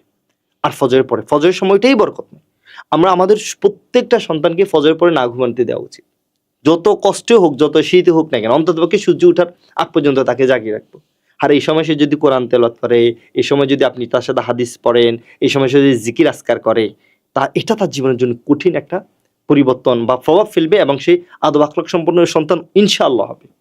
এর ফাঁকে যেটা বললাম, অ্যাড করে দিই, সেটা যে জিকির আজকার। আমাদের জীবনে শয়তানের প্ররোচনা সবচেয়ে বেশি পড়ে। এখন বর্তমানে তো শয়তানের থেকে মানুষ শয়তানও বেড়ে গেছে। বর্তমান দেখবেন রাস্তায় গেলেই, পথে ঘাটে, যেখানে মগ বিভিন্ন তান্ত্রিকদের যে পোস্টারগুলো, আমাদের পরিবারগুলোতে এখন জাদুগ্রস্ত অনেক বেশি বেড়ে গেছে। অর্থাৎ একটা সন্তান ভালো আছে, ভালো পথে চলছে, পড়ালেখা ভালো, আমাদের বাবা কি করছে, আত্মীয়রা, পরিবারে কেউ তাকে জাদু করে ফেলছে সিম্পলি। এই জাদু করার কারণে আমাদের সন্তানরা, অধিকাংশ বাচ্চারা এই জাদু এবং বদনজরের কারণেই ভুল পথে চলে যাচ্ছে। আপনি জানলে অবাক হবেন, বদনজরের ব্যাপার রাসূল সাল্লাল্লাহু আলাইহি ওয়াসাল্লামের কথাটা এমন যে বদনজর উটকে পাতিলে পাঠায় আর মানুষকে কবরে, এত ভয়ানক। কিন্তু আমাদের দেশে কি হয়, আমাদের অধিকাংশ অভিভাবকরা ফেসবুক, সোশ্যাল মিডিয়াতে বাচ্চাদের ভালো ভালো কন্টেন্টগুলো দিয়ে দিচ্ছে। মানে বাচ্চা খেয়ে খাচ্ছে, বাচ্চা ঘুমাচ্ছে খুব সুন্দর করে, বাচ্চা আজকে এই কি করলো, এই ফলাফলটা করলো, যখন এটা দিচ্ছে মানুষের বদনজর লেগে যাচ্ছে। বাস্তবতা, এই বদনজরটা আমাদের সন্তানদের কি করছে, একটা সময় এফেক্ট করে এবং ভালো বাচ্চা নষ্ট হয়ে যাচ্ছে। তো এই ক্ষেত্রে আমাদের জিকির আজকারটা খুব ইম্পর্টেন্ট। আপনি সকাল সন্ধ্যা জিকিরগুলো যদি আপনার সন্তান প্রপার ভাবে করে, ইনশাআল্লাহ সে এই সমস্যাগুলো থেকে বেঁচে থাকবে। আর যদি এটা থেকে বেঁচে থাকে, তা আল্লাহ সুবহানাহু ওয়া তাআলার যে ছায়া, আল্লাহ সুবহানাহু ওয়া তাআলার যে রহমতের ছায়া, সেখানে আপনার সন্তান যদি থাকে, ইনশাআল্লাহ আপনার সন্তান বিপথে যাবে না, ভুল পথে যাবে না, বেয়াদবের কথাই নেই, ইনশাআল্লাহ আশা রাখতে পারি। এই জিনিসগুলো জানা খুব দরকার। আরেকটা জিনিস বলবো, এটা খুব ইম্পর্টেন্ট আদব আখলাকের ক্ষেত্রে, সম্পদের সঠিক ব্যবহার। আচ্ছা। এটা নিয়ে আমি একটু কথা বলি। সম্পদের সঠিক ব্যবহারটা কেন দরকার? আমরা অধিকাংশ পিতামাতারা সন্তানদেরকে সম্পদের সঠিক সুষ্ঠু ব্যবহার শেখাই না। এটা কেন দরকার? দেখেন, আল্লাহ সুবহানাহু ওয়া তাআলা কিন্তু আমাদেরকে জিজ্ঞাসিত করবে যে আমরা কোথায় আয় করেছি, কোথায় ব্যয় করেছি। এই ক্ষেত্রে আপনাকে ৫টা কাজ বলি যেগুলো আমাদের অভিভাবকদের করা উচিত। হুম, হুম, হুম। ১ নম্বর হলো আপনার সন্তানকে প্রথম যে জিনিসটা দিতে হবে যে আমাদের জীবনের মূল উদ্দেশ্য অর্থ কামানো বা সম্পদ উপার্জন নয়। প্রথম পয়েন্ট, আপনি আপনার সন্তানকে একটা বয়সে এসে টিনেজ বয়স হোক বা এর আগে হোক, একটা জিনিস প্রথম যে ধারণাটা দিবেন, বাবা আমাদের জীবনের মূল উদ্দেশ্য সম্পদ নয়, অর্থ ইনকাম নয়, বরং আমাদের জীবনের এটা একটা অংশ, জীবন চলার মাধ্যম। তবে আমাদের মূল উদ্দেশ্য আল্লাহ সুবহানাহু ওয়া তাআলার সন্তুষ্টি। তুমি অর্থ সম্পদ ইনকাম করবা, এটার অনেক কারণ আছে, কিন্তু এটাকে জীবনের মূল উদ্দেশ্য বানাবা না। এখন যেটা আমরা দেখবেন যে বর্তমান সোশ্যাল মিডিয়াতে বিভিন্ন কন্টেন্টগুলো আসছে যে জীবনে টাকা ছাড়া কিছু হবে না, এই সে হাবিজাবি। কিন্তু সালাফদের উদ্দেশ্য এমন ছিল না। কোনো সালাফকে আপনি পাবেন না তারা টাকার পিছনে এভাবে ঘুরেছে। আমি যদি বলি সালাফরা টাকা ইনকাম করে শুধুমাত্র দানের জন্য, কয়জন সালাফ তার জীবনে টাকা ইনকাম করেছে এবং হাজার কোটি টাকা রেখে গেছে? দেখবেন যে বেশিরভাগ তার জীবনে শেষ অংশে এসে কি করেছে, বেশিরভাগই দানের ক্ষেত্রে ব্যয় করেছে। তারা টাকা ইনকাম করতেন দান করার জন্য, আর আমরা টাকা ইনকাম করি ভোগ বিলাসের জন্য। ১ নাম্বার। দ্বিতীয়ত যে সম্পদের ব্যাপারে তাকে জানাবেন সেটা হচ্ছে যে সম্পদ উপার্জনে কষ্ট করতে হয়। এটা আমাদের অধিকাংশ পিতামাতারা দেখেন। আমাদের অধিকাংশ পিতামাতারা ওই যে বলে যে সোনার চামচ মুখে নিয়ে বড় হয়েছে। এখানে চীনে একটা প্রবাদ আছে যে আপনি যদি সন্তানকে মানে কাঁটা বেছে খাইয়ে দেন, আপনার সন্তান শুধুমাত্র চামচের মাপ ছাড়া কিছুই বুঝবে না। এই কারণে আপনার সন্তানকে কাঁটা বেছে খাওয়ানো শেখাতে হবে। কিভাবে? এটা দরকার। অর্থাৎ আপনার সন্তান জানতে হবে আপনি বাবা হিসেবে কষ্ট করছেন। এটা আমাদের অধিকাংশ সন্তানরা জানে না। সে ভাবে যে বাবা বিদেশ আছে। বিদেশ মানে কি? বিদেশ তো একটা ভালো জায়গা। সেখান থেকে বাবা টাকা ইনকাম করছে। আমার বাবা তো বস, অফিসে চাকরি করছে। আমার বাবা তো হয়তোবা ওখানে গিয়ে চাকরি করছে। আপনার সন্তানকে জানানো দরকার যে এই টাকা ইনকাম করতে কষ্ট কত আছে। কষ্ট হয়। তাহলে সে খরচ করার সময় বুঝতে পারবে। হ্যাঁ, এটা খুব ইম্পর্টেন্ট। আমরা অধিকাংশ জায়গায় এই কাজটা করি না। তাই আমাদের দ্বিতীয় যে কাজটা হবে সেটা হচ্ছে যে সন্তানকে অবশ্যই খরচ, যে আপনি যে পরিশ্রম করে টাকা ইনকাম করছেন আর টাকা ইনকাম করতে যে কষ্ট আছে, এটা যদি জানে আমাদের সন্তানরা বিপথে আজেবাজে অপচয় করবে না। আচ্ছা, ৩ নম্বর যে পয়েন্টটা বলবে সেটা হচ্ছে যে সম্পদ উপার্জন, অর্থাৎ সম্পদ দিয়ে সবকিছু হয় না, এটা জানাতে হবে। কেন? আপনার সন্তান যখন দেখবে যে আমি সম্পদ দিয়ে সম্মান কিনে নিতে পারি, হুম। টাকা দিয়ে, আমার টাকা আছে সবাই আমাকে সম্মান করবে, এটা তাকে বুঝাতে হবে যে না, টাকার মাধ্যমে সম্মান কেনা যায় না। টাকা দিয়ে সম্মান কেনা কখনোই সম্ভব নয়। বরং টাকা ছাড়াও তুমি যদি চরিত্রবান হও, ভালো হও, এটা তোমার জন্য সবচেয়ে বেশি ইম্পর্টেন্ট। তাই এটা খুব ইম্পর্টেন্ট একটা জিনিস যে আপনার সন্তানকে ছোটবেলায় দীক্ষা দিবেন যে টাকা দিয়ে সম্মান কেনা যায় না। যারা তোমাকে টাকার কারণে সম্মান করছে তারা আসলে তোমার অহংকারকে বা তোমাকে ভয় পেয়েই তোমাকে সম্মান করছে, এটা বোঝাতে হবে। আর সর্বশেষ যেটা বলবেন যে সন্তানরা যেন কোথায় আয় করছে কোথায় ব্যয় করছে, এটা তাকে জানাতে হবে যে আল্লাহ ছোট সুবহানাহু ওয়া তাআলা থেকেই। ছোট থেকেই, যে তুমি শুধু আয় করলে হবে না, আয়টা হালাল কিনা তোমাকে জানতে হবে। এটা খুব ইম্পর্টেন্ট যে তুমি আয় করছো। এই ব্যাপারে ইমাম বুখারী রাহিমাহুল্লাহ একটা কথা আছে। ইমাম বুখারী রাহিমাহুল্লাহর বাবা যখন মারা যাচ্ছিলেন তিনি বলছেন যে আমি তোমার জন্য ১ লক্ষ দিনার রেখে যাচ্ছি, তবে এই দিনের মধ্যে কি কোনো হারাম নেই। হুম। মানে এটা তার জীবনে সবচেয়ে বড় ইফেক্ট করেছে। উনি বলছেন, মানে উনি বলছেন মৃত্যু আমার এই ১ লক্ষ দিনার কোনো হারাম নেই, মানে উনি যে হারাম কেউ করছে ব্যাপারটা তা না, তো বলছে এটা দিয়ে যাচ্ছি যে এই ইনকামে কোনো হারাম নেই। সন্তানকে জানাতে হবে যে দেখো আয় তোমাকে করতে হবে সব, তবে হালাল পাবে। আর শুধু আয় করলে হবে না, কোথায় ব্যয় করছো? তুমি কি মাজারে গিয়ে টাকা দিচ্ছ? তুমি কি কোনো অশ্লীলতার জায়গায় ব্যয় করছো? এটা তোমাকে জানতে হবে। এই সম্পদের ক্ষেত্রে এই জিনিসগুলো জানা খুব দরকার। এই জিনিসগুলো যদি আমরা করতে পারি ইনশাআল্লাহ, আরো অনেকগুলো বিষয় আছে, এগুলো যদি আমরা প্রপার ভাবে করতে পারি ইনশাআল্লাহ আমাদের সন্তানরা আদব আখলাক নিয়ে বড় হবে ইনশাআল্লাহ। আসলে মানে যদি বাবা মা আমরা ঠিক হতে পারি, মানে এগুলো তো সব ওইখানেই চলে আসতেছে। বাবা মা যদি নিজেরা সম্পদ ভালো জায়গায় খরচ করে, তারপর নিজেরা আইডিয়াল হইতে পারে, নিজেরা হচ্ছে আপনি যা যা বললেন করতে পারে, তাহলে সন্তান অনেক কিছু শিখে যাবে। ভাই এখন হচ্ছে আমাদের মুসলিমদের জন্য সবচেয়ে গুরুত্বপূর্ণ তো কোরআন পড়া, কোরআন থেকে শিক্ষা নেই, কারণ আল্লাহ সবকিছু ওখানে আলহামদুলিল্লাহ বলে দিয়েছে আমাদের যা জানা দরকার, জান্নাতের জন্য যা দরকার। তো আমাদের বাচ্চাদের আমাদের এই কোরআনের সাথে সম্পর্কটা কিভাবে গভীর করতে পারি? আলহামদুলিল্লাহ, খুব চমৎকার প্রশ্ন। এ নিয়ে আমার একটা বই আসবে রিসেন্টলি আলহামদুলিল্লাহ। আমি যেটা বললাম কি এবং কেন সিরিজ, সেখানে প্রথম বইটা থাকবে যে সন্তানকে কেন তাওহীদ শেখাবেন, দ্বিতীয় বইটা থাকবে সন্তানকে কেন কোরআন শিক্ষা দিবেন এবং কোরআন প্রতি ভালোবাসা তৈরি করবেন, আর তৃতীয় বইটা থাকবে সন্তানকে কিভাবে গল্প গল্প শোনাবেন এবং গল্পের শিক্ষাগুলো দিবেন। তো ওখানে আরো অনেক আলোচনা করেছি, তবে আমি আজকে কয়েকটা পয়েন্ট আপনার সাথে বলি। সন্তানকে যদি কোরআনের শিক্ষা দিতে চান, কোরআনের প্রতি ভালোবাসা তৈরি করতে চান, প্রথমত কয়েকটা জিনিস আপনাকে বুঝতে হবে যে কোরআন তার জীবনে কি প্রভাব ফেলবে। দেখেন, আমরা আমাদের সন্তানদেরকে যে জিনিসটা শুরুতেই জানাবো সেটা হচ্ছে যে কোরআন একটা বরকতময় কিতাব। কোরআন সে অধ্যয়ন করা, কোরআন পড়া, কোরআনকে ভালোবাসার কারণেই তার জীবনটা বরকতময় হবে এবং সে কল্যাণের সাথে থাকবে। এই কোরআন অধ্যয়নের কারণে, কোরআন অনুধাবনের করার কারণেই তার যে নেকি, সওয়াব, সেই নেকিগুলো পেয়ে যাবে। কোরআন তার অন্তরে যেমন শেফা হবে, শারীরিকভাবে কোরআন থেকে সে শেফা পাবে। এই কোরআনের মাধ্যমে সে কল্যাণের অংশীদার হবে। এই কোরআন অধ্যয়ন বা অনুধাবনের মাধ্যমে আপনার এই সন্তানটা কি করবে, যে তার চরিত্রটাকে গঠন করতে পারবে কোরআনের মাধ্যমে। এই কোরআন সঠিকভাবে অনুধাবন করার মাধ্যমে আপনার সন্তান জান্নাত লাভ করবে এবং জাহান্নাম থেকে মুক্তি পাবে। এই কোরআন অনুধাবন করার মাধ্যমে আমাদের সন্তানরা গাফেলদের তালিকা থেকে মুক্তি পাবে। আপনারা জানেন গাফেল মানে যারা কোরআন অধ্যয়ন করে না তাদেরকে গাফেল বলা হয়েছে। সর্বশেষ আমি যদি বলি, কোরআন অধ্যয়ন বলেন, অনুধাবন করেন, তেলাওয়াত বলেন, সবকিছুর মাধ্যমে আমাদের সন্তানরা সমাজ, রাষ্ট্র, পরিবার গঠন করবে। এই কথাগুলো আমাদের সিরিয়াস ভাবে আমাদের সন্তানদেরকে জানাতে হবে এবং বিশ্বাস করতে হবে। প্রথমে তো নিজেকে বিশ্বাস করতে হবে যে আমার এই কোরআনের মাধ্যমে আমাদের সন্তানরা বরকত পাবে, এই কোরআনের মাধ্যমে আমার সন্তানদের নেকি হাসিল হবে, এই কোরআনের মাধ্যমে আমাদের সন্তানদের জীবন কল্যাণময় হবে, এই কোরআন আমাদের সন্তানদের অন্তরে শেফা হবে, শারীরিক শেফা হবে, এই কোরআনের মাধ্যমে আল্লাহর নৈকট্য পাবে, কোরআনের মাধ্যমে জান্নাতের পথ পাবে, জাহান্নাম থেকে মুক্তি পাবে, আমাদের সন্তানদের চরিত্র গঠন হবে, ওই যে আদব আখলাকের যে কথাগুলো বললাম। আর সর্বশেষ এই কোরআনের মাধ্যমে আমাদের সন্তানরা একটা সমাজ, রাষ্ট্র গঠন করতে পারবে। এ ফাঁকে একটা কথা বলে ফেলি, যোগ করে দিই, সেটা হচ্ছে কোরআন মানে শুধু কোরআন, কোরআন মানে হাদিস। কোরআন এবং হাদিস দুটো মিলিয়ে আসলে আমাদের ইসলামের যে মূলনীতি। অনেকে ভাবে কোরআন মানে আবার একটা বিভ্রান্ত দল আছে, তারা শুধুমাত্র কোরআনকে নিয়ে চিন্তা করে। এখানে কথাটা ভেঙে দিলাম।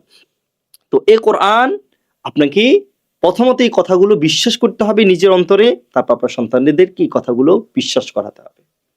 এবার আসবেন কিভাবে আমরা আমাদের সন্তানদেরকে কোরআনের প্রতি ভালোবাসা তৈরি করতে পারি। কোরআনের প্রতি যদি আপনি আপনার সন্তানকে ভালোবাসা তৈরি করতে চান, প্রথম যে কাজটা হবে সেটা হচ্ছে উত্তম সঙ্গিনী নির্বাচন।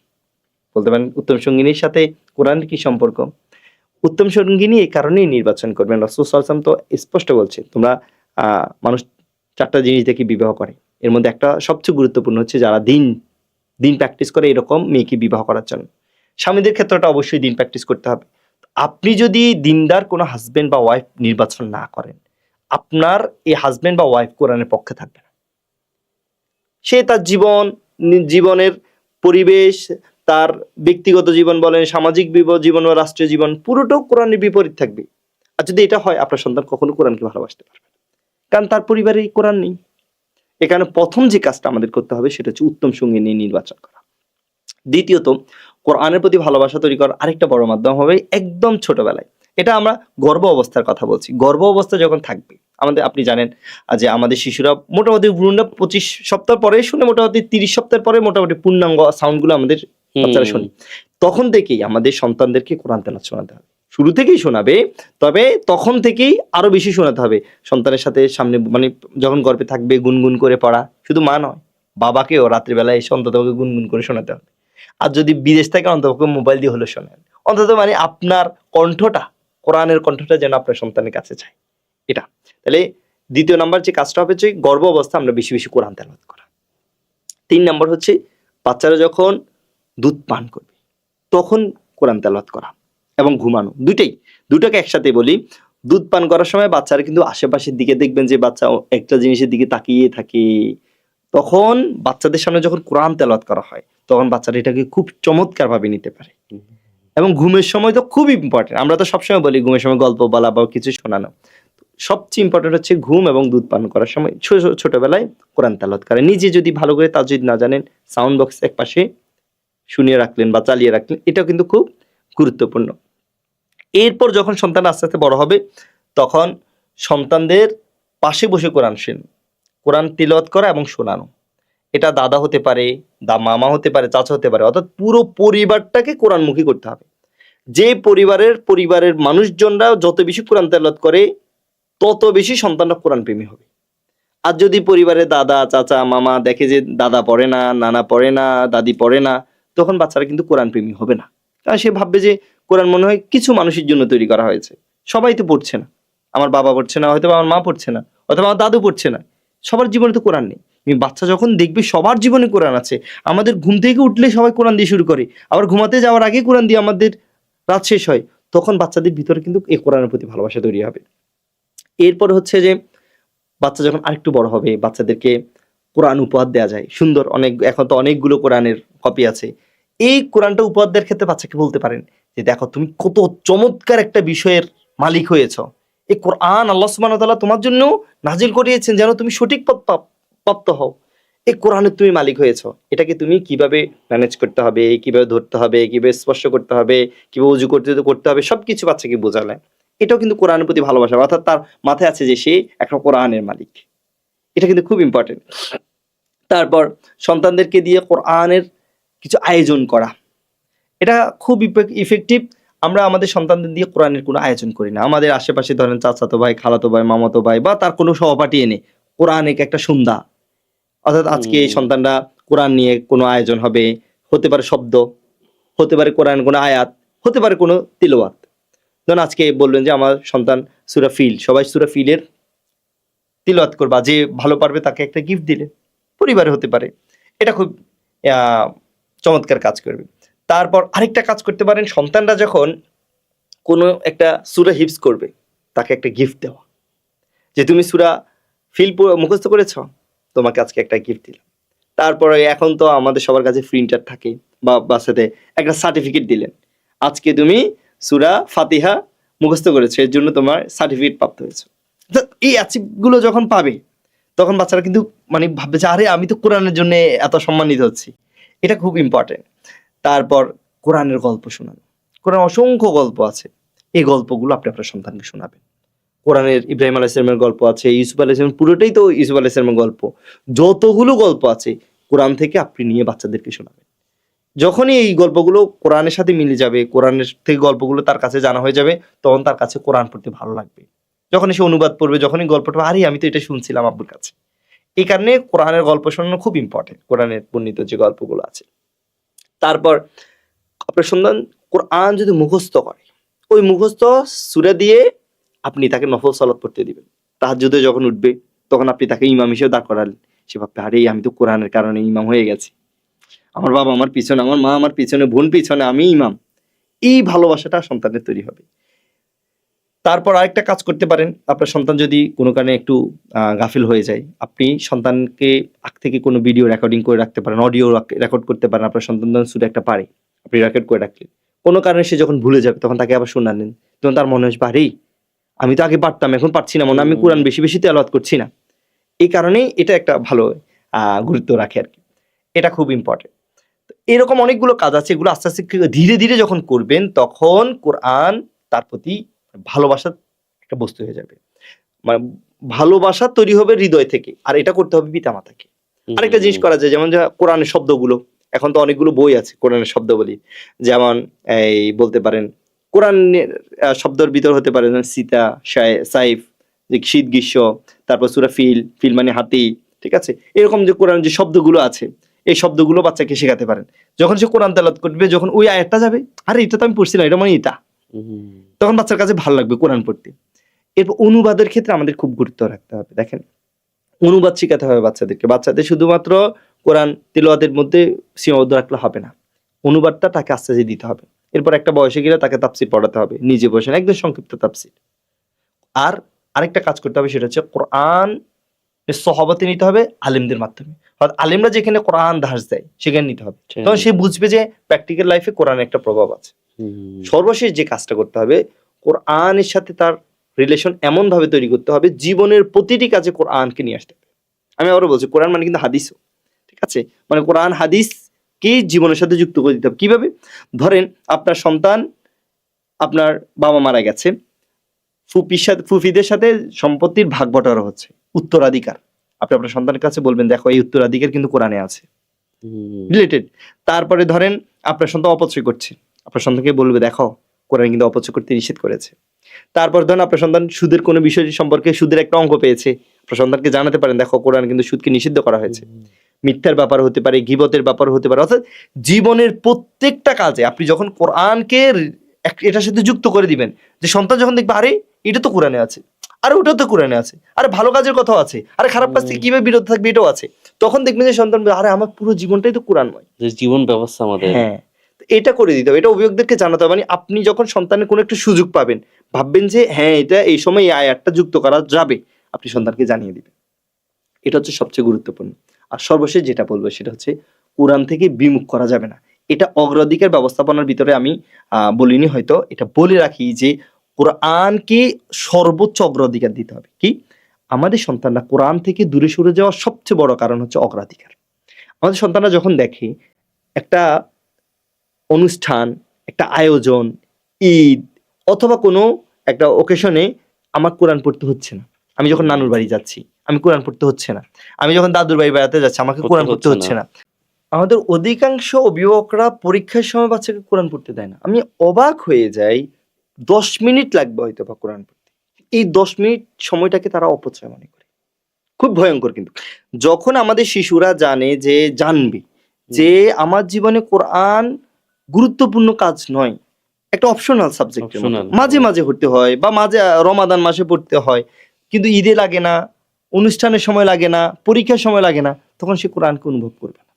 আপনি আপনার সন্তানকে যদি বলেন যে তুমি কোথায় গিয়েছো আমার জানা দরকার নেই, কোথায় গিয়েছো বলতে মানে বেড়ানোর কথা বলছি, সে তো আর ভুল জায়গায় যাবে না, বেড়াতে গিয়েছো তোমার কোরআন পড়তে হবে, ঈদ তোমাকে কোরআন পড়তে হবে, পরীক্ষা তোমাকে কোরআন পড়তে হবে, এটা আপনার পারিবারিক রুলস হবে। পরিবারে যত কষ্ট হোক না কেন, যতজন বাবা মারা গেছে, তোমার সেটার দিকে খেয়াল পড়ে, বাবার দাপন হবে, কাফন হবে, সেটা অবশ্যই হবে, কিন্তু তোমাকে কোরআন পড়তে হবে, কোরআন ছাড়া যাবে না। যে তুমি চিন্তা করছো আজকে তো আমার শোক, কোরআন ছেড়ে দিব না, কারণ এই কোরআন তোমাকে জীবিত করে রাখবে, এই কোরআন তোমার অন্তরটাকে জীবিত রাখবে, সতেজ করে রাখবে। তা কোরআনের প্রতি ভালোবাসা তৈরি করতে হলে সবার আগে কোরআনকে অগ্রাধিকার দিতে হবে।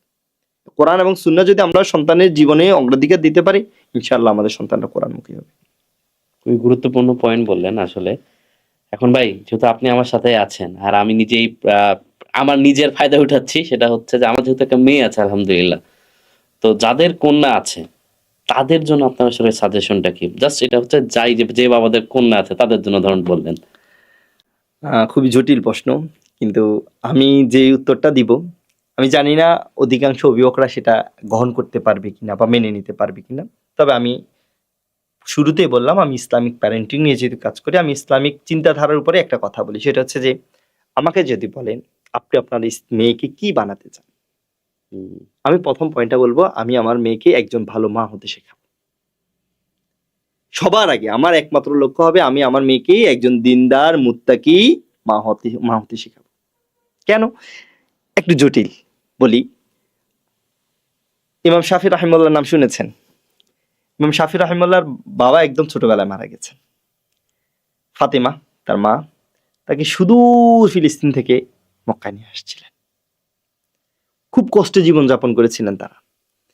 এমন হয়েছিল যে ইমাম শাফি রাহিমাহুল্লাহর বাইর থেকে কাগজ কুড়িয়ে আনতো, মা হাড্ডি এবং কাগজ এগুলো লিখে একটা মটকার ভিতরে রেখে দিতেন। এইভাবে জীবনযাপন করেছেন, তিনি সন্তানকে সঠিকভাবে বেড়ে তুলেছিলেন। 16 দিনারে উনি একদিন সন্তান, সম্ভবত মায়েদের গল্প বলছি আমি, কিন্তু একদিন সন্তান ইয়েমেন বা কোথাও সফরে যাবে, তার কাছে সম্পদ নেই, টাকা নিজেই ইয়েমেনে পাঠাবে কিভাবে, তিনি তার ঘরকে 16 দিনারে বন্ধক রেখে সন্তানকে পাঠিয়েছেন। ইমাম শাফি রাহিমাহুল্লাহ এভাবে বেড়ে উঠেছেন। ইমাম আহমদ ইবনে হাম্বল রাহিমাহুল্লাহ, তিনি তার মায়ের কাছে এভাবে বড় হয়েছিলেন যে তার মা শীতের রাতে তাকে ঘুম থেকে তুলে জামা কাপড় পরিয়ে গরম পানি করে মসজিদে নিয়ে যেতেন, ততক্ষণ পর্যন্ত দাঁড়িয়ে থাকতেন যতক্ষণ পর্যন্ত না ওই মসজিদের প্রহরীরা বা যারা দায়িত্বশীল তারা আসত। এবং ইমাম আহমদ ইবনে হাম্বল রাহিমাহুল্লাহ সেই বয়সে যখন উজু করতেন তখন কান্না করতেন, আমার মা আমাকে এইভাবে করেছে। ইমাম বুখারী রাহিমাহুল্লাহ, ইমাম বুখারী রাহিমাহুল্লাহর মা যখন তিনি একদম ছোটবেলায় তার একটা অসুস্থতার কারণে চোখ হারিয়ে ফেলেছে, ইমাম বুখারী রাহিমাহুল্লাহর মা এত দোয়া করেছেন, সুবহানাল্লাহ, এত দোয়া করেছেন, আল্লাহ সুবহানাহু ওয়া তাআলা তার চোখ ফিরিয়ে দিয়েছেন। আমরা ইমাম আহমদ ইবনে হাম্বলকে চিনি, আমরা ইমাম শাফি রাহিমাহুল্লাহকে চিনি, আমরা জগবিখ্যাত ইমাম বুখারী রাহিমাহুল্লাহকে চিনি। এদের পিছনে সবচেয়ে বড় কারিগর হচ্ছেন তাদের মা। এই কারণে আমি বলবো, আমরা যদি আমাদের মেয়ের ব্যাপারে একটা নসিহত চান, সেটা হচ্ছে যে আমরা আমাদের সন্তানদেরকে, মেয়ে সন্তানকে উত্তম স্ত্রী, উত্তম মা হতে শেখাবো। এমন মা হতে শেখাবো যারা পরবর্তী যুগের ইবনে তাইমিয়াকে তৈরি করবে, যারা পরবর্তী যুগে সালাউদ্দিন আইয়ুবী রাহিমাহুল্লাহকে তৈরি করবে, যারা পরবর্তী যুগে ইবনে বাজ রাহিমাহুল্লাহ, উসাইমিন রাহিমাহুল্লাহর মতো আলেম তৈরি করবে, বুখারী, হাম্বলী রাহিমাহুল্লাহ, ইমাম শাফির মতো স্কলার তৈরি করবে, সালাফদের মতো মানুষ তৈরি করবে। আমরা যদি এটা পারি, আমাদের পিতামাতা হিসেবে, অর্থাৎ পিতা হিসেবে আমাদের জীবনের সবচেয়ে বড় সার্থকতা হবে আমরা আমাদের সন্তানকে একজন ভালো মা হতে শেখাবো। খুব গভীর কথা বলে, মানে আমি যখন চিন্তা করি যে আমরা মেয়ে, এটা কিন্তু একটা লং টার্ম প্রসিডিওর আছে না, যে ধরেন আমার মেয়ে সে এমন কিছু রেখে যাবে আর ওটা ডাইরেক্টলি আমি পাবো, যেহেতু আমি আমার মেয়েকে ওইভাবে গড়েছি। এটা মনে হয় খুবই গুরুত্বপূর্ণ। আর আমরা যদি তাকে এটা লাস্ট অপশন হিসেবে রাখি, সব হইলা যদি সময় পাও তাহলে ভালো মাও হইলা, তাহলে কিন্তু একটা বড় বিপদ। আমাদের সমাজে আজকের জীবনের যে ডিভোর্স গুলো হচ্ছে, এর মূলে কিন্তু আমরা দেখতে পাচ্ছি মেয়েরাই বেশি ডিভোর্স দিচ্ছে। এর মানে ছেলেদের যে দোষ নেই তা কিন্তু বলছি না, পুরুষদেরও অনেক দোষ। সমাজটাই এমন হয়ে গেছে, দুই ভুল সাইডেরই পথে দোষ। তবে মেয়েদের ব্যাপারটা একটু ভিন্ন। একজন মা যেভাবে সন্তান তৈরি করতে পারে, একজন মা যেভাবে স্বামীকে, মানে স্ত্রী যেভাবে স্বামীকে তৈরি করতে পারে, এটা অন্য কেউ সম্ভব না। তাই আমাদের সবার আগে যে জিনিসটা আমাদের কন্যার ব্যাপারে চিন্তা করতে হবে, আমরা আমাদের কন্যাকে একজন ভালো মা হতে শেখাবো। সে অন্য কিছু করুক, আমি নিষেধ করিনি, কিন্তু আমার প্রথম পয়েন্ট প্রায়োরিটি থাকবে যে ভালো মা। কারণ এই মা ওই মায়েদের মতো হবে যারা সালাফদের তৈরি করেছে। এটা করতে পারলে আমি মনে করি, আমি ব্যক্তিগতভাবে আমি বাবা হিসেবে সফল হব ইনশাআল্লাহ। জাজাকাল্লাহ খান, এটা মানে আমার নিজের জন্য খুবই গুরুত্বপূর্ণ। আমি চিন্তা করেছি কিন্তু এক্স্যাক্টলি এই পয়েন্টটা আনিনি। হয়তো আলেমের কথা চিন্তা করেছি, হাফেজ হওয়ার কথা এগুলো চিন্তা করেছি, কিন্তু ভালো মা, কারণ এখানে আসলে একদিনে কিন্তু হওয়া সম্ভব না। তাকে সেই এক্সপোজারটা দিতে হবে, ভালো মা, তার মানে ওই গুণগুলো আমাকে এখন থেকে ডেভেলপ করতে হবে। যেমন হাফেজ, আমি চাই আমার মেয়ে হাফেজ হোক, তাহলে তাকে ওইভাবে পড়াশোনা করাইতে হবে, হয়তো কোরআন পড়াতে হবে। কিন্তু ভালো মা এটা কিন্তু একদিন বিয়ের দিন হয়ে গেল তা তো না। আমি যদি এখন থেকে তাকে ট্রেন দেই, তার মধ্যে বিশ্বাসটা ঢুকাই দেই, তোমার একটা বড় সফলতা হবে, তুমি যদি ভালো মা হতে পারবে, তাহলে কিন্তু সে সেভাবে নিজেকে গড়বে, আর সেটা তার সন্তানদের মধ্যেও ইনশাল্লাহ রিফ্লেক্ট করবে। ইনশাল্লাহ। এটা এটা মানে শুধুমাত্র ইসলামিক চিন্তাধারাই নয়, আপনি নেপোলিয়নের যে কথাটা একদম বিখ্যাত কথা, যে আমাকে একটা শিক্ষিত মা দাও, মায়ের কথা বলছি, বলে একটা শিক্ষিত মেয়ে দাও, শিক্ষিত শিক্ষক দাও, বলছে শিক্ষিত মা দাও, আমি পুরো একটা শিক্ষিত জাতি দিব।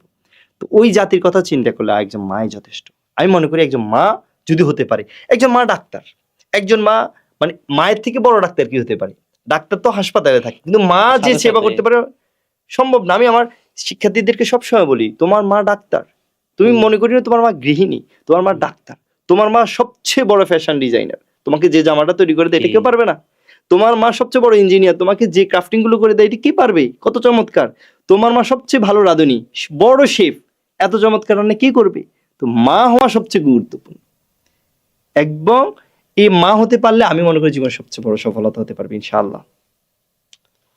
আসলে ইনশাল্লাহ, জাজাকাল্লাহ খাইরান ভাই, মানে এই নাসিহাগুলো যাতে আমরা আমাদের জীবনে কাজে লাগাতে পারি। আর আমি নিজের জন্য যেটা বুঝলাম, নিজেদের অনেক শুধরাইতে হবে, না হলে আসলে বিপদ, যেটা আসলে দেখতেছি, কারণ তারা আসলে রং মেসেজ পেয়ে যাবে আমাদের মুখের সাথে যদি আমল না মিলে। তো ভাই, আমাদের আজকে আসার জন্য, এত কিছু শেয়ার করার জন্য অসংখ্য ধন্যবাদ, জাজাকাল্লাহ খাইরান।